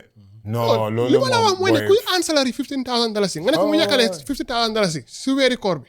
Why? How will they make it? Waaye ba léegi góor bi la. Loolu response góor bi la pour set expectations ne. Yes. Suma jabar nekkut bank, suma jabar nekkut cook, nekkut cafeteria, nekkut ATM. Ne lu mu bugg a soo ko mënee nag nga def ko. Waaye loolu it goes back to ñàkk a yërmande la. Te loolu sa jabar du mun a wax sa waajuri ne munuma ko. Loolu góor bi moo war a teg tànkaam ne lii is not even reasonable. So bu ko expect from day one. Man lu ma la éenee si weeri koor bi naa la ko jox. Te soo ko jox ma ne ko man suma jabar ñoo la jox lii pare si. Yeah. Lii mooy sa sukuri ndogu lii mooy sa ex waaye yëkkale bi ma musuma ko understand because you léegi understand. And whole in business fact, la. in fact, it's a business. big They business. put it as mandatory. Man It's a xam naa must. ñoo xam ne ni It's a must. mere nañ seen doom yi because joxuñ leen sukari ndogu or because yakaluñ leen mooy waaye na xam léegi yëkkale bi tamit dañ ko yóbbu yëpp social media booy ñun tamit luñ suñ problème lu nekk lañ yóbbu social media dinañ décorer lobster bi sipa bi flower bi ba pare ne my beautiful bride-in-law jaajëf X Y and Z yow rek a baas chéri kii nii X Y and Z pump la ba pare yow soo delloo nga dem di lekka su cuura gerte ak ruy and interestingly if you bring yakaf I looked at it in my house soo indee yakaf bi di nga ko mën a lekka non dafay yaaxu dafa yaaxu di nga ko enu dem maye ji ko so why do you have to suffer for this non loolu nag góor baa war a teg tànkam man in terms of dynamic moom Why it do is you the have to man's suffer for this? responsibility Góor to bi su ko protect deful rek. his wife from his family góor bi su ko defutee cortisol level bi dina dem up waaw de si kër bi jigéen bi du ko may jàmm non because of dafa am yeneen things yoo xam ne léegi dañ ko jël def ko aada la bañ ko jéegi def ko as a something that is normal mandatory yekkale aada la léegi yëkkal since when yëkkale aada la di yow dafoo nekka gis nga ñun tubaab bi moo tax tubaab bi foofu la ñu yëkkale aada la di booy ñun am na ñoo xam ne seen budget bi commencé nañ di ko binda damaa yëkkal Ismaila damaa yëkkal kii moom naa ko yëkkal turi waaw binda na ba pare fee town trip i ka town trip la jóg pour que doomu roñ amul moto yeneen ne ba boori last 10 days so ñàkk xaalis bi what you guys are saying mooy ñu ngi dugg si weer boo xam ne dañ war a jaamu yàlla but people are going to go into poverty and That's financial what I'm saying. distress. That's what I'm saying. Because kër bi tey suñ doon tooga several times is to once. Budget bi should be less. But it's when it is more. so xaalis bi fan laay jógee si góor bi la moo jógee No, not all the time de. diaspora bi tamit moo tax ñu dee sonn No, not te all ñun the suñ time. business bi Sometimes it's the women who have to suffer. and non ba beg. pare diaspora bi sax Some men don't care. moo tax diaspora bi soo seetloo ak loo nga foog non dégg la de No, some men dégg la don't care. most men don't care Most men don't bokkuñ ci Bokkuñ ci. seen business nekkul ci. bokkuñ ci góor yu bari xam nañ ñu ñu war a toppatoo wala am na góor yu ko dee bëgg a yekkale bi bu baax lu xew mooy ñu ko dee def ngir seen sago do dañoo joxe mbaa cortisol bi dem ci kaw waaw boobu mooy kuñ forcé waaw am na ñoo xam ne am na ñoo xam ne normal dépense bi sax da doon care di. waaw waxeet wax dëgg waaw am na waaw am na ñoo xam ne dina delloo bool. wax nga dëgg de waaw wax nga dëgg waaye naa wax na fi de delloo bool bi mooy ñun si ñoo métti booloo bëgg a murundi wa moo tax gis naa suma jabar mu ngi bañ a ñib si Gambia business la Adama toogal foofu. business la yaa ngi sa jaama. non waaye man dama koo bañ at the end of the day façon yeneen yi nañu waxante dëggay du ko def ku ñu mere ma man ni góor bi moo war a jégal yeneen yi booy koy dafa loolu dafa saf de moo tax diaspora bi ñu gis nga suñ business ñun xam nañ ni suñ business daf dee daanu Ramadan because diaspora bi ñoo dee sponsor ñu bari si Innoverex pour seen family members si ñoom xam nañ ni dañ dee war a yokk seen loxo si wàllum lekka bi nga xam ne ñu bari dañ dee sacrifice seen wérgu yarami family members si just because dépense bi daf dee high waaye man lu ma jaaxal booy yàlla turut loolu yëpp soo da ngaa gis ne poverty cycle yi Gambia unfortunately danga ko dee mën a connect to the religious holidays so di nga dugga Ramadan you leave Ramadan sicker and poorer because you're in debt based on overconsumption te sa dépense bi mutut your bread basket mutut looy indi and worst after Ramadan few weeks after Tabaski ñëwaat because Ramadan bi tam bul fàtte ne julli dafa jot. so da ngaa jënd mu bi julli. te boobu tamit léegi Tabaski booy ñu ngi stress de da ngaa non moo tax booy nekku di taka jabar parce que lii soo ko xalaatee booy wax nga dëgga da ngaa jënd mu bi julli. last 10 days sukuri ndogu te léegi julli bi dañ ko dee def ba booy gàmm moo ne da ngaa jënd mu bi julli julli. dañ dee plan julli ba pare léegi da ngaa plan photographer call leen Iris Studio dañ dee nataal yu rafet call Iris Studio right da ngaa jënd mu bi julli. mi bu julli soo paree tuuti rek Tabaski jot na. nga war a jënaat xar. te léegi xar tamit léegi xaru la man moom laa dee wax dina mu bi julli xaru la dina mu bi julli again because soloon naa ko photo studio naa àdduna bi. te soo ko defee internet moom ñu ne c'est palestine doo ko mën a nataal solaat. te xam nga ne léegi julli bi sol simi comme ku nekk si xew. because second day third day non julli. man da ngaa foga 2 hours after julli nga foga si guddi si te am na ñeneen ñoo xam ne billaay wallaay man gis naa ñoo xam ne dañ dee bàyyi 5 days later ba pare ñu ne late post just pour make sure non vraiment li ma jaaxal mooy ne man bi ma la gën a jaaxal mooy ne to be honest if I see those posts if I see.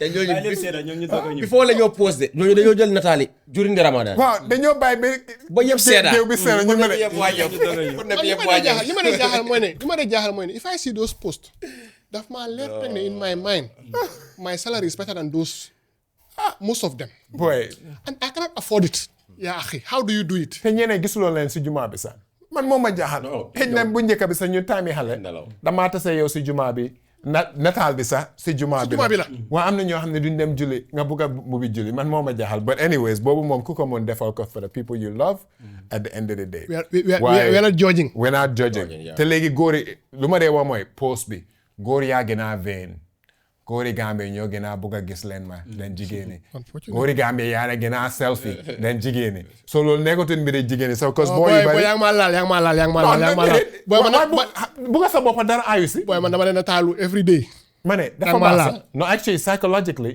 it's good to take selfies every single day it's my because therapy yow soo buggutee sa boppa yow soo gisee sa boppa si seetu nga ne tey moom maa ngi baax ku la joxut compliment sax loolu sa bos la te dégg la mbir mi advertisement la léegi daal foog ma sanse ba mu baax non moom donc moom du ko dee caaxaane ma sanse ba mu baax non waaye te xam nga it's a halal way of also pour nit yi mun laa gis bugga la nañ waxante dégg ñu bari seeyaguñ so julli bi is a good opportunity tamit pour suñ sister si to present the best version of themselves suñ brother si to present the best version of themselves nañ waxante dégg te parce que post yu bari loolu la di it should be in a real way something real. I agree. That's but why there's not a lot of things real online though.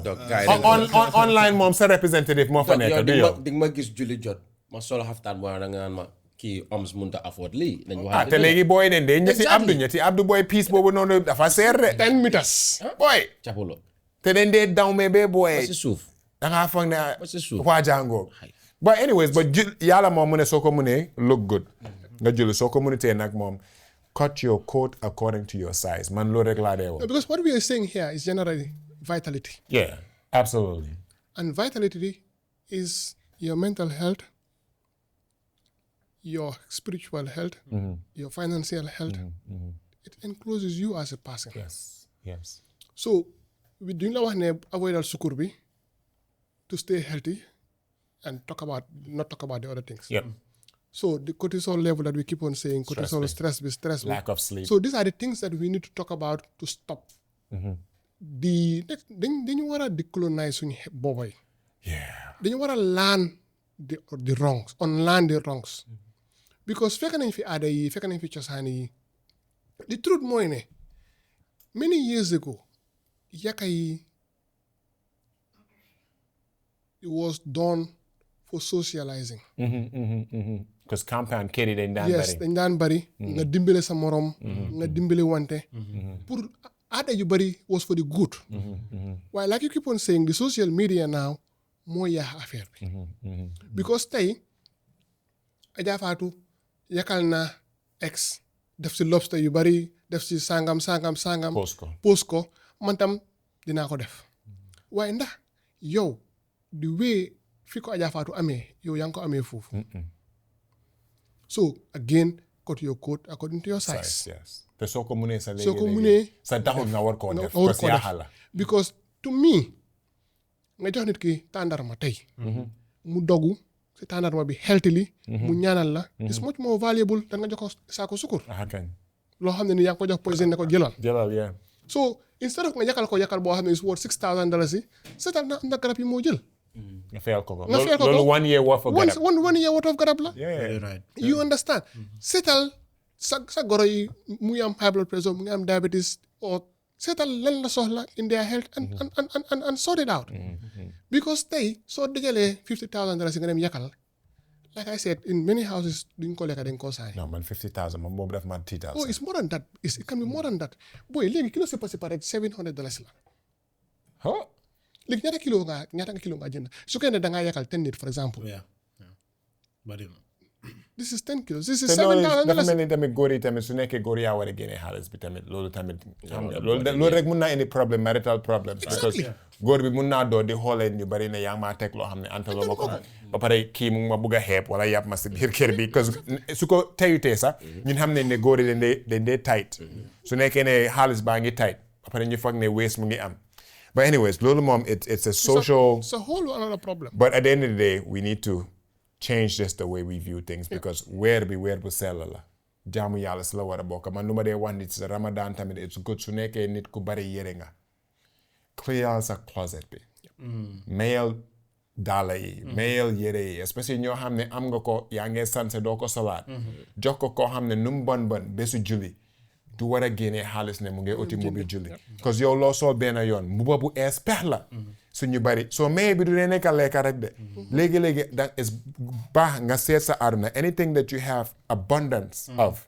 you give it out te some people it's clothes some people it's food soo mënutee or utal family boo xam ne mun nga leen a feed every single day loolu waxtaan waaye tamit fu ma bëggoon ñu intimate because Ramadan and intimacy the halal intimacy man xam ngeen man I only speak for people who have married the halal way but xam nañ ne a lot of people also from a health standpoint if they go some people men cannot go 30 days without being intimate that's just the reality right so Ramadan bi fu mu nekk nii daf dee nekk gymnastics pour when are you gonna fit intimacy in te léegi-léegi intimacy is not only about sexual intercourse but being able to play with your significant other, being able to still show them affection, hug them, embrace them, because yalla wana ne so hase bendogu bedtime fajar. No, even when.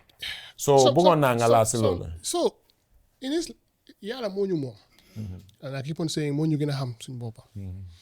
You know, in Islam when it started, when Sunday or, you're not supposed to get close to your wife. I change ko.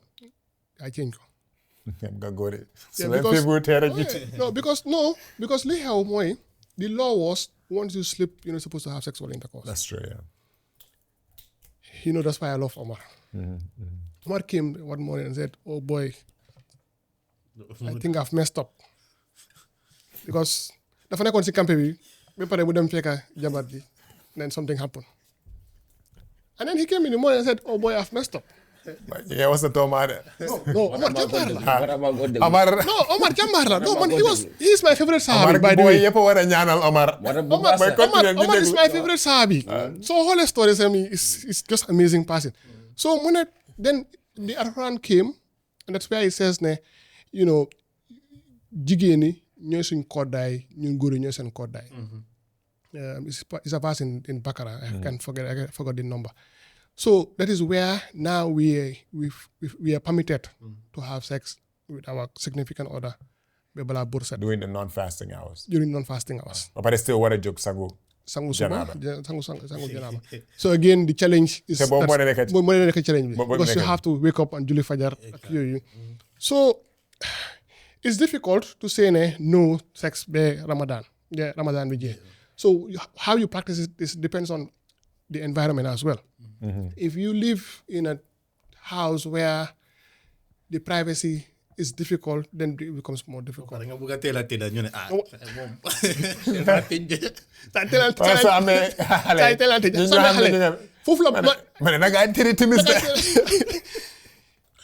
Yeah, but it's a difficult thing, but we just have to adjust depending on our various circumstances. Yeah. And lima de wax moy ne yalla nim fi nekké wéré koor la fi nekké the other time. If you're not allowed to have sex other days moy ñi sey ñi amu jabar. Wow. Wéré koor bi ak off wéré koor bi is the same. It's the same, yeah. So there's nothing special to talk about that. Yeah. But for men who are married living with their wives, really you are allowed to have sex in the night. Again, you just need to look at what works best for you. But something as light as hugs during the day is not forbidden. If you have a wife. How about kiss? Some people say pecking. Some scholars allow you to peck. No 30 seconds. Yeah, some scholars allow you to pecking. But again, it just depends. Just be affectionate. Yes. Just be affectionate to your significant other. To your significant other. And again, ku nekk xam nga sa weakness. Man foofu laa bëgg. Waaw sa weakness mooy ne su nekkee ne tey. Góor yoo xam ne high libido lañ am. Waaw su nekkee ne tey yow sots daf laa daaneel. Soxna si du sol sots during the day si tey bi. What of your hawk su laa daaneel? Bul hawk. Ku nekk wax sa boppam rek. Bul hawk. Waaye su nekkee ne nga mean hawk round the clock. Take Gori. Lower your gaze during Ramadan. So it do. Xoolal si suuf because góor yi loolu discipline bi si lañ dee struggle de. Góor yi bari dañ miin jigéen bu roma ñu xool ko. te dañ laa xool from east to west. or yonent bi mu ne or boo xam ne ni sa ndox ak mar rek la. yàlla soxla or boobu. Non. so loolu tey daf dee difficult da nga dee gis sa bopp sax nga ne man fàtte naa ne maa ngi Gambie sa tane waaye nañu xale yu jigéen ñi jàppale kon si weeru koor I agree. non non donc nañu jàppale yàlla dafa ne loo message xaaral ma seen gars yi message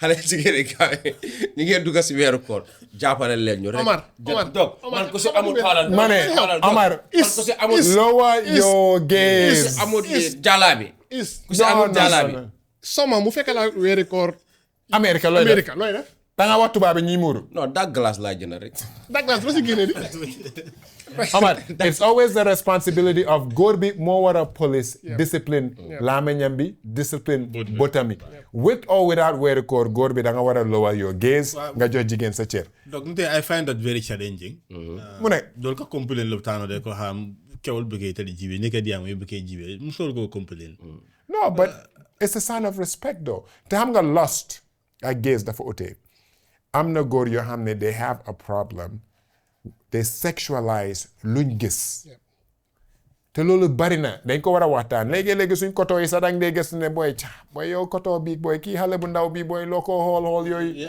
xam nga xemem rek mooy ñu dee te koto yi dañ foog ma dóor gaay daal parce que wax dëgg ne yéen a booy te man léegi-léegi man moom suma mbir soo ma jegee man dama laa ne booy jikko booy kii nga mën a nekk papaam booy jikko yi mooy lan xam nga ñun dañ war di police ante léegi-léegi de parce que léegi-léegi nga gis ne xale bi X Y and Z non dañ war a police yooyu waaye wax bi dem na ñëw nag kii moo the intimacy part dugg naa nga wax ko but also bala ngaa laal lool sax gis nga foo doore jigéen bi if you feel like intimacy sa jabar bugg nga in the evening to be intimate dooral di intimate am moom time bi ndogu nga dimbale ko bu defar raxas bool nga yombalal ko dégg nga la di su ko defee yaa ngi signal ne maa ngi bugga naa laa oyofal loo xam ne yow tamit guddi soo tëddee gestu fekk sonuloo ba nga xam ne soo laalee suma lini bi sax man maa ngi wane oh boy again te am na léegi-léegi jigéen ñu bari de go through de seen léegi sëy ñu ngi soona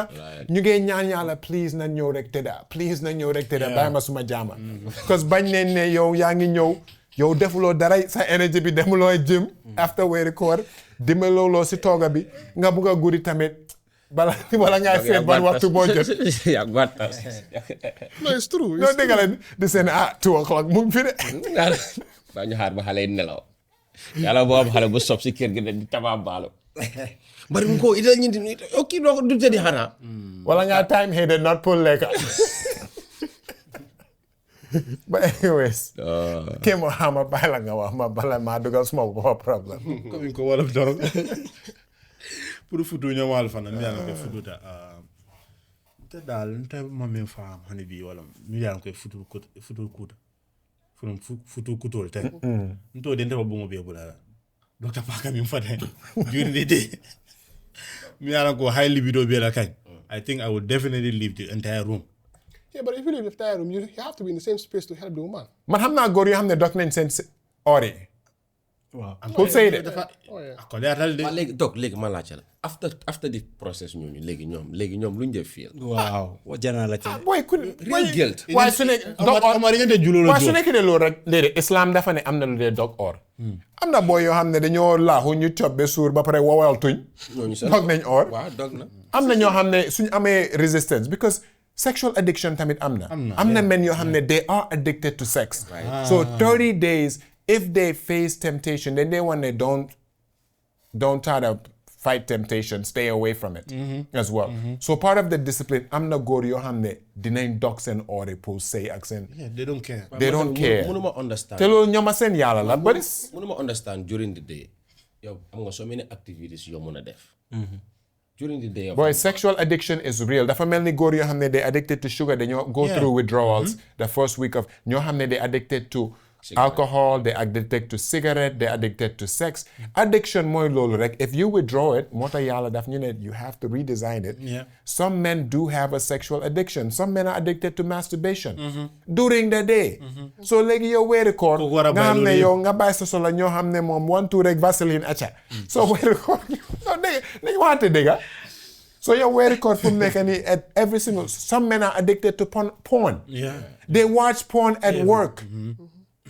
At work at school am na ñoo xam ne they are always watching porn so weeri koor tamit is another thing loo xam ne foog ñu jéem koo fay xam nga weeri koor bi système sun and day. same la di It's just a month. comme Omar rek pour mo ya faham wato lo mi anan ko mol ka lof ka comme ka ka lafta time mo fala in that event fem mi anan ko they want to do it they don't care comme lafta time mo vraiment buga rey time they can do anything yeah in that event they ga ko ka ku jama ka mi anan ko do bi ni la jada ken de amanta wonan ten ay la songote is ba pare nit ki at the end of the day it's one of our pillars of Islam ku lu waay def sa bopp la I don't judge te loolu tamit lu ma wax ne soo gis dee weeri koor nga gis booy boo xam ne nekkul di or don't shame people for not fasting because loolu tamit léegi daf dee am naa boo yow mag bu toll ni yow ite kee baa nekkuloo di or xam nga loolu tamit dañ ko war a bàyyi si suñ society bi because Gambia tamit we have a very judgmental society soo gisee ku orut soo gisee kuy naan sàngara kuy gisee ku pon baakaar la buñ foog ne ñun ñoo nekk judge bi as well Blame the sin, not the sinner. mo jama bi jami anan ko mil man kende ya ni nyin nka e ko wala foy mol ba fala ntama nyinke wala ntama nyinke exactly wadamma Well, xam nga addiction is an illness. illness la Dafa mel ni tey ku am diabetes nga ne ko mu or. yeah no dëgg la Addiction is like that. It's one of those problems. And you can't beat them. Because again, most of the judgment is massive for human beings. And yàlla moo ñu gën a bëggoon ñu bëggee ñun suñu bopp. xam na ne Pa Amadou am na problème bi du judge Pa Amadou because of that. We're not saying this for people to use excuse man nii la rek. waaye again ba tey lu nekk rek sa diggante ak yàlla la. And that's what matters. yeah te ñun xam nañ ne si compagnie bi sax am na booy yoo xam ne duñ dee or duma tur nag waaye ñun or nañu ne am na ñoo xam ne dañoo start first 5 days after ñu ne xam sa boppa si jàmm yàlla boppa nga ñëw rek office rek gis gaa ñu ngi téye coffre but anyways loolu moom weeru koor bi the most important thing rek booy nga fekkee ko at bu every year rek sant yàlla bu bari la so loolu rek ñaan la yàlla continuer dañu may ñu fekkee ko at yu bari ñu bari dañ ne ñaan bu bari so ñun ñëpp ñuy ñaanal ñëpp seen ñaan yi nañ mën a nangu as well too so bala ñoo tëj sa parting words in terms of just some of the things recommend su nekkee ne one gem Ramadan gem boo bugg a bàyyee askan bi waaye balaa boobu ñu ngi doon wax There ne is also something that we just need to remind people. yes go ahead mooy the sick. If you have diabetes nga or ba digg bëccëg nga gis yaa ngee lox yaa ngee sweaty jëlal something nga naan lu am sukkur because li ma dee wax mooy ne hypoglycemia will kill you faster than hyperglycemia. yes anything low will kill moo nekk sa sukar bi mu loo trop loo torop na jita kende parce que sa brain bi daf dee doo di shut down Yes. yeah It will kill you faster. yep If you're fasting nga dem bi nga xam ne ni to a point boo xam ne you cannot sa diggante ak yàlla xam ne you cannot eat. You've talked about the pregnant women. Our sisters will force it to try to fast.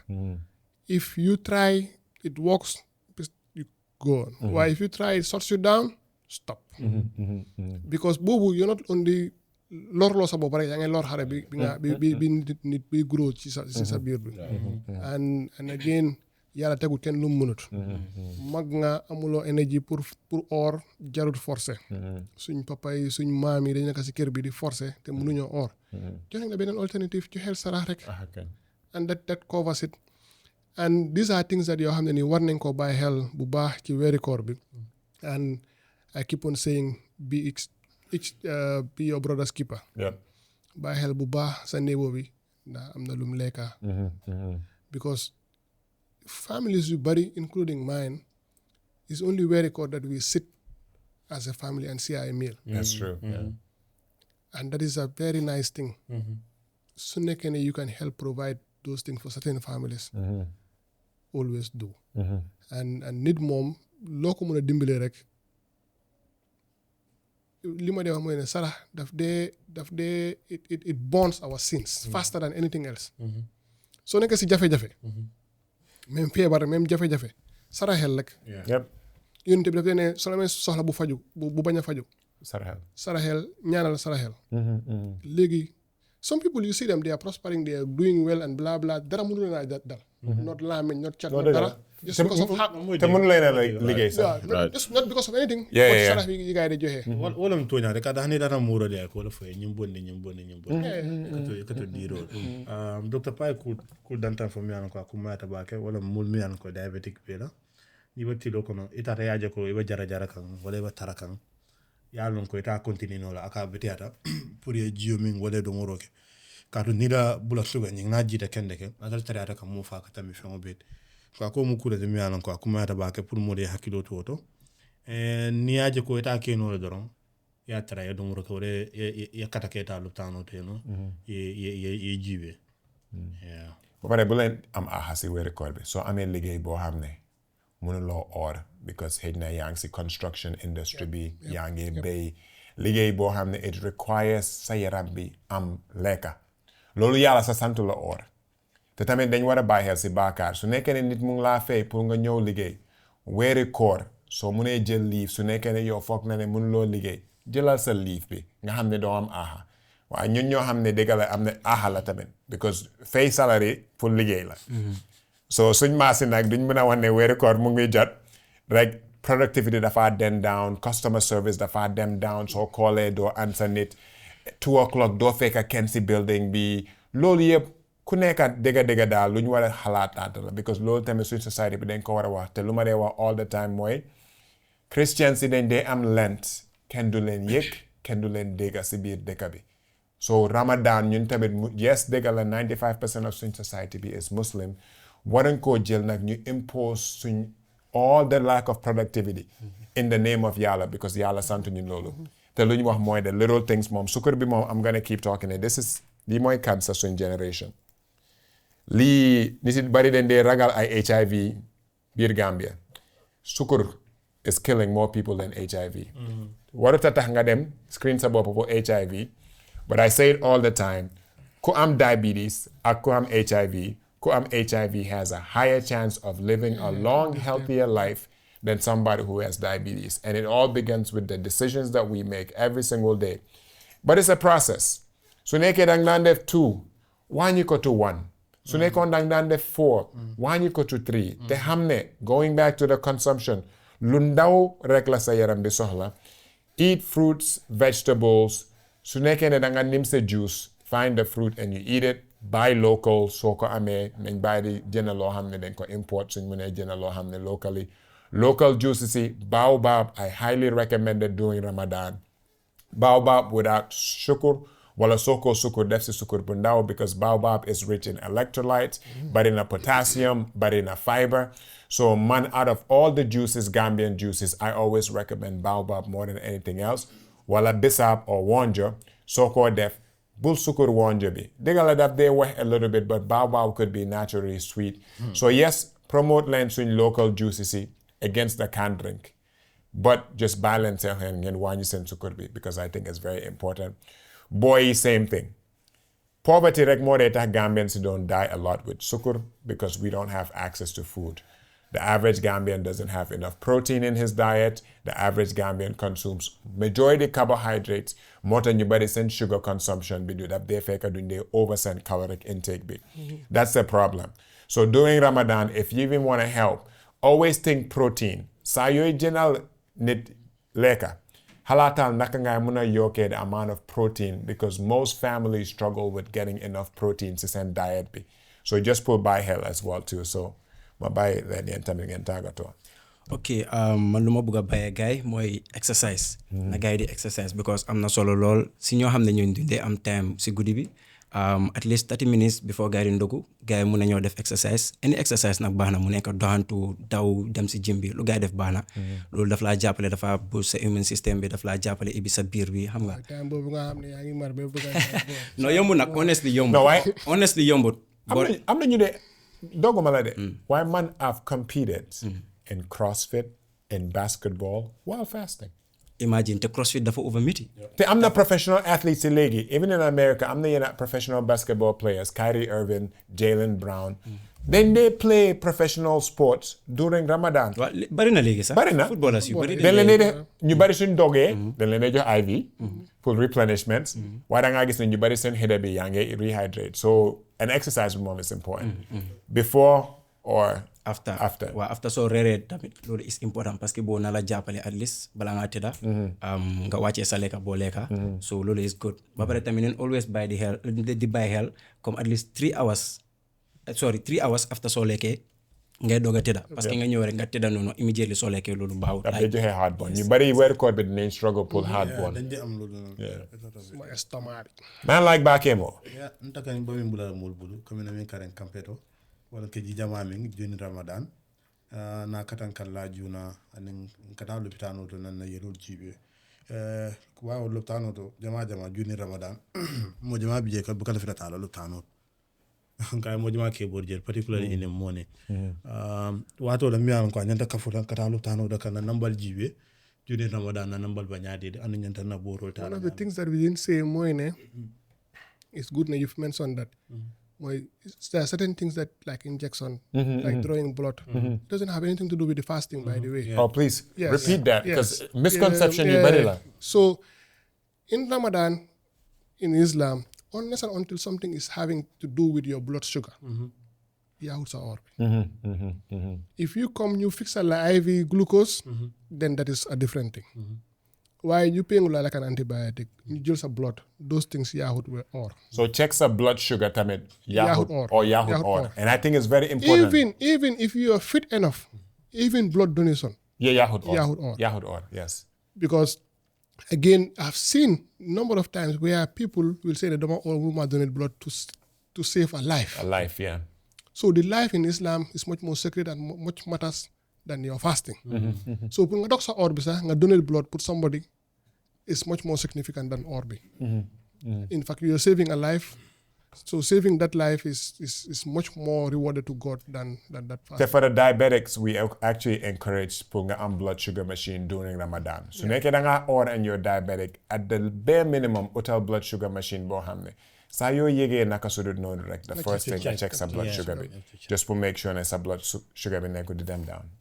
Yeah, comme nga min fo jang comme ba fo kanyame ni na to l'hôpital to ko do bi mi anan ko ata fenkere la fonko to ela sungu nyinto ata tinyala dal abol kono wala ni ke le yelo jibe en nin ka yelo ta anin na ta fa nyinta mo so la yelo yon ka jale ko wato do bi modul bi ni na ta no nyinta live save la ni ko ela yelo ta da camera ko ku do lam wol fe on le de mi anan ko ata ku ke le la anon ate toral recommendation o min fanate comme docteur ya fanyame mo mi anan ko diabetic be la nyanta atara la masingo nyi tere buru ko ila ko la ko le bun kono e baaje ko dani ba domoro kala yelo jibe ni domor ta fana yelo jibe o be ma ko la bak ndaka min fo mo le jama wala nyinte ko itele fan lon katambe docteur o maybe opportunity min ko tido wiko kono wala karo kono sinya kali ndam male kaaje but ni defon ke fan check at a particular day or at a particular time in a whole week wala karobe ni futata docteur o mo lumin na ila namba nyin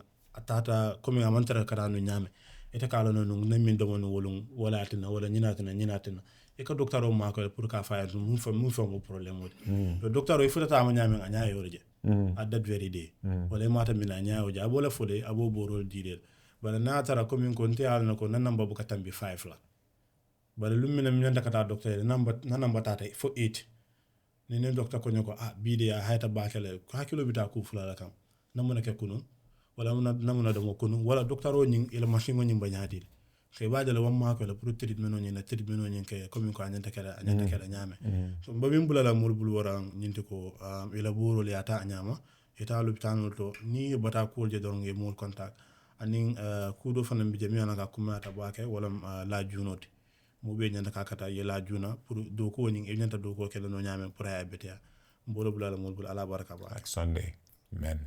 Jambarr clinic every Sunday.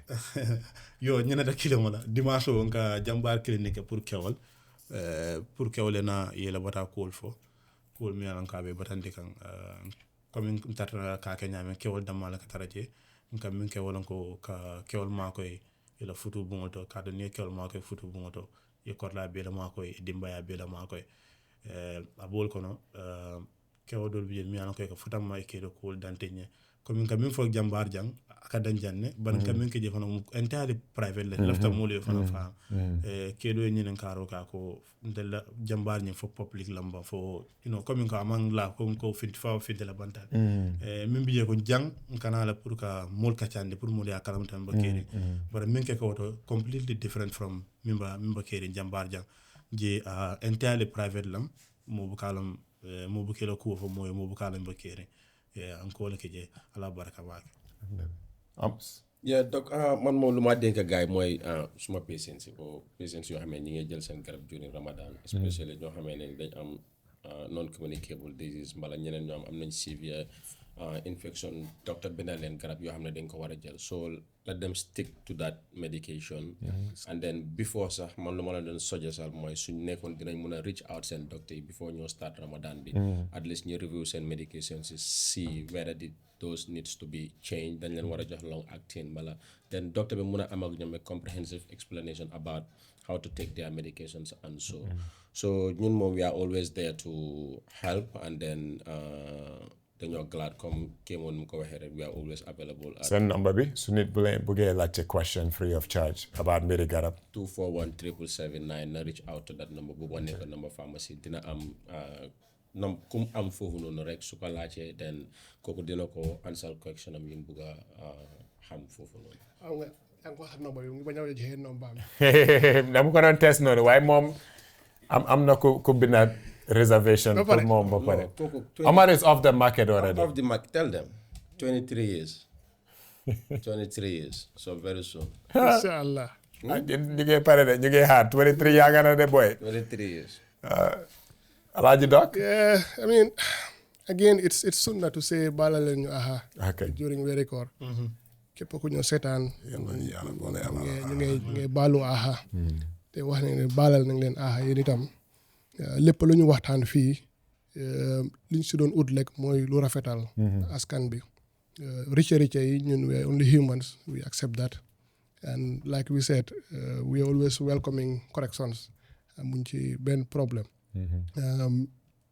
ba tey ñu ngay jàng ñun itam we are only sharing our little experience that we have weeri koor bi weeri barke la weeri alxuraan la and weeri jaamu yàlla la nañ bàyyante xel bu baax waaye itam nañ saama suñ kóolare si suñ liggéeykaay yi and doctors yi are available round the clock soo feebaree nga dem waxtaan ak ñoom pour xam lan mooy li nga war a def gannaaw loolu waxtaan wi gudda na wax nañ fi lu bari kon again I'm happy to be here always, guys. Of course. When I was coming, I was thinking that this was just going to be 30-40 minutes and then I'm going back to home. But then got a part 1 part 2. Boy, be more. Bi ndari daf ni signal ut sa man moma jaxal mu ñew ba ñu ngi wax rek. Ay lu am solo la. Lu am solo la. Jërëjëf. So as you guys ñu ko dee defee every single week, Jambarr of the week. You know Jambarr Dawood dafa wuti doole. This week moom bëggoon na jaajëfal jàngkat yi.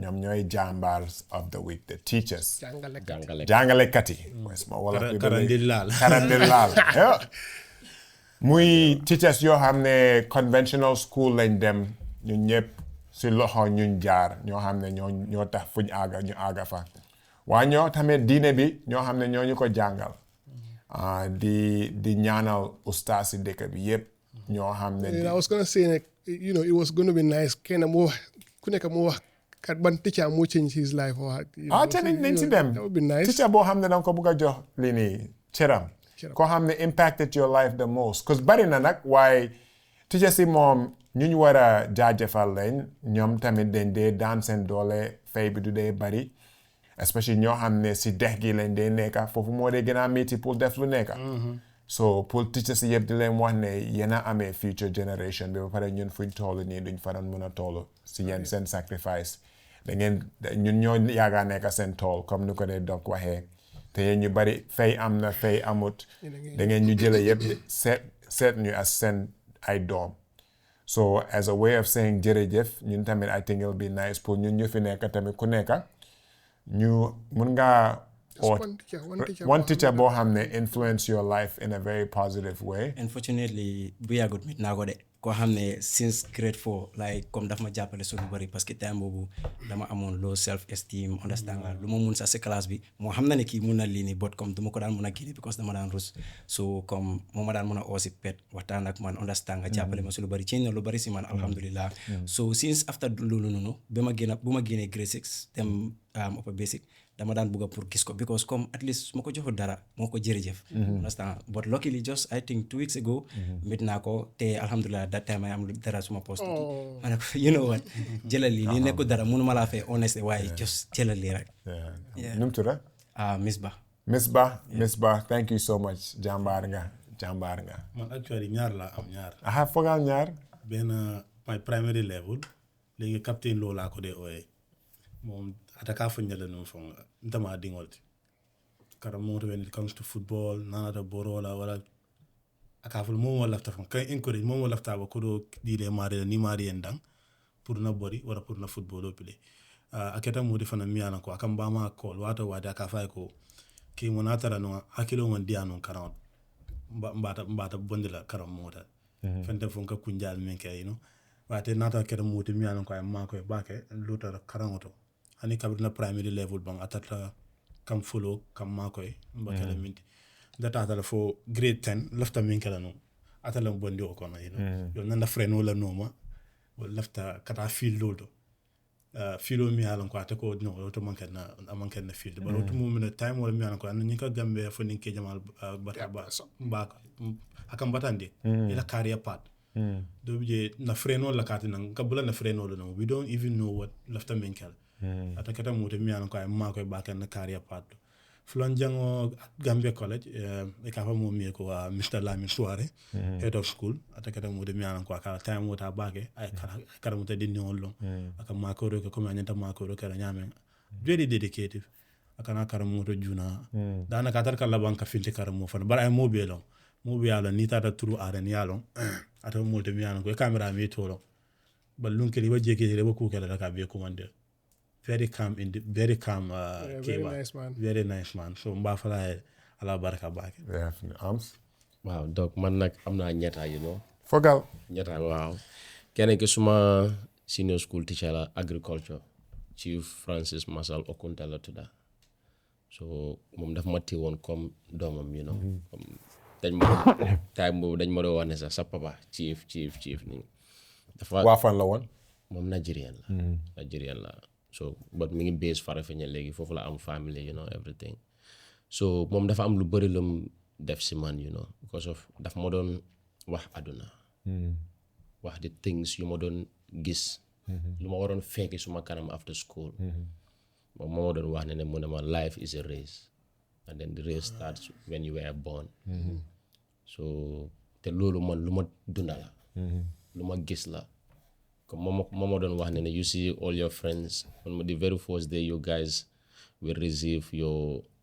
certificate they will get matured by force either you have 9 credits or you have F9 you will get matured by force so I mean 9 credit that's the time you will start thinking what will I do now li fan la ma mën a yóbbu so I mean F9 di nga xalaat léegi nag la laay def so ba léegi ñu ngi communicate maanaam moom so dafa am yeneen ak yeneen yu bëri yum def suma si man keneen ki suma university teacher la Dr Philomena mooy ku ma fi waxoon last time suma deputy pharmacy department bi moom tamit def na si man lu bëri xaw ma right now fan la neexee nag parce que lose naa contact am I wish maybe one day yàlla dina def ñu dajewaat te naa bëgg loolu trop caméra baa ngi nii just send her a message Doc I know you are far away. I don't know your whereabouts right now, but I wish one day we will meet again, and then, I will say how much grateful I am for what you did for me in Iowa. I'm really grateful. Thank you so much. Keneen ki jàngaluma personally, but prof la mooy prof Aboubacar Dr Aboubacar moom tamit jàngaluma si university bi but bu mu ñëwee mu dégg suma mbir moom tamit jàppale na ma trop moom tamit donc maa ji man moom suma waay la. Sa waay la. moom suma waay la. Dr. Kabiru. Dr. Kabir Sarr man. Definitely, that's beautiful. Thank you.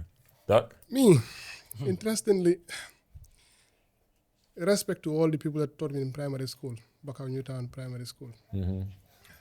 So, we live in Bakau Newtown. So, Mrs. Ndau, I was a very stubborn child. I was at the back of the class. Some of those days, you stubborn, My dad came and then he's like, boy, yo, feed up your neka. And then they moved me back to primary school. Then I went to primary 2, you there what I started at primary 1. And everybody loved me, like sent dom from primary 1 to primary 6. Some of them are still in my life. One of our patients that come here, Mrs. C, and comes and say, teach it.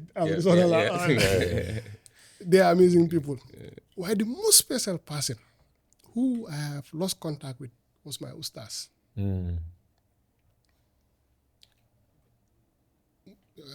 Muhammad Jim Jai, he came to my life when I opened up to junior high school. That is where you lose it. This is where you start getting the exposure. And what he did for me was he showed me the beauty of Islam. Dangawara or not yala monako santa, but what is the beauty of all. And he made me love Islam. And made me, if people feel today I am a scholar, it's because mama soap. Boor boobu noonu. Dafa tari rek mu ñëw ñu ne ko am boy bi nga jàngal ko Alquran. But he didn't teach me Alquran. He taught me life. Because he was my age mate, almost. Oh, yeah? Yeah, he was just maybe 2-3 years older than me. I don't know where he is now, but I wish I could see him to say, sa boy bi góorgóorlu na wet. This is where I am. Campeh Jambarr. Dega. So respect. Oh man, that's touching. I was in school till 28, so man ñu jaar suma loxo ci loxo ñu ma jaar dafa bari. There's so many people. Gambia High late principal be Mr. Ka, mooy Papi Latir Ka, as well, very instrumental because ñun dañu génne public school. Then you do get a private school. It was mandatory in suñ family that I had deaf high school and public school. It was, and it had to be Gambia High, and it was very instrumental. That my challenge pull all around my leadership before Fuladore. One neck on our Gambia High head boy. Pharmacy school. I'm there. Ben and Dowsey, Dr. Jackie Jemison, a black African American woman, like Dr. Holt. Ñooñu dafa mel ni suma undergraduate studies bi ak suma pharmacy programme bi yëpp dañ ma dénkoon maam. Kenn ki moom gaañu na yal na ko yàlla yërëm Dr. Jemison. Why Dr. Palm don't want mbiri spiritual teachers. And I think man over the past 2 years, Imam Mustafa Briggs has been one of my most influential spiritual teachers because he caught me at a time where I was questioning and trying to find out how do I reconcile suma blackness be suma neka Julit. And teaching Sami, writing Sami, his history of like Islam from a West African perspective, I still consider him a scholar. I think Yunsun generation, Pullman, he's one of the most prolific religious scholars of our generations. Te Gambian la, Mustafa Briggs. So now he's all over the world teaching the religion. And I think he reintroduced me to a version of Islam that I finally felt like was African and was mine. Because I used to struggle quite a bit. Most of the problem that we have is because we are taught in this Islam faith is inheritance. Why do you jangle? They not jangle. They don't Julie. They don't or. But what is the beauty of Julie? What's the beauty of or? How many times what a generation be? You really like somebody like Mustafa, somebody like Umar Suleiman, somebody like Mufti Mek. People listen to them because for the fact that they explain, they it makes sense. Yes. Jangi Gumbola the phone, I never understood the Quran until I was the beauty. That's the beauty of our spirit. Having somebody spiritual. Some moram la, some boka jamano. Explain what the true Islam is, and just beautiful. So Mustafa was my student. Is that right? Well, Imam Briggs, Gambia namanella, yeah, Imam. Man moy suma Imam. Thank you so much for what you've done for me spiritually. Mu ngi just been a book. He's been writing a lot of books yoo xam ne mu ngi explain history diine bi from an African perspective. Because diine bi, anyways, might start anything controversial. Let's go. Askan bi jërëjëf tey moom waxtaan bi gudda na waaye am na solo. Well, di jaajëfal tamit diaspora bi comme Omar noo ko waxee man saa yu ma waxee dama dee wax diaspora mi ne jërëjëf because yéen bokk ngeen su ñu dee sutural ñun as a company óolute boo leen am si ñun oyofaluñ ko foor na te loo xam ne appreciate nañ ko torop noonu la ñu dee dénkee seen waajuri ak seen family members si Banjul ba Basse pour ñu mun leen a toppatoo ñun tamit ñu ngay ñaan ne xam nañ ne yéen a dee sutural ñu bari si biir Gambia bi te weeru koor bu ñëwee dugga si nii tamit óor na ma ne ñu bari seen sukkari ndogo si seen loxo la nekk ñu bari seen buubi julli si seen loxo la nekk so di leen ñaanal tamit yàlla gën leen a sutural di leen ubbil bunti wërsëg ba pare di gën a yokka loo leen bugga seen xol bi daal yéen a leen ko yàlla may so on that note weeru koor bi ngeen baalal ñu ñu baalalante yàlla génn si jaama wàññi sukkur bi yokka doole bi ba pare Sunday góor yi ñu ngi leen di wax ne still ñëw leen Jambarr clinic every Sunday from 10 a.m. to 4 p.m. boori Timbuktu foofu la suñ clinic bi nekk soo amutee dalasi sax ñëwal at least leen la mun a screen for certain basic things to doo fay waaye as nu ma ko dee waxee soo mënutee ñëw inove rek sa utal foo óolu nga dem make sure ne sa wérgu yaram yaa ngi ko oyofal so ba beneen yoon asalaamaaleykum and ba beneen yoon waaw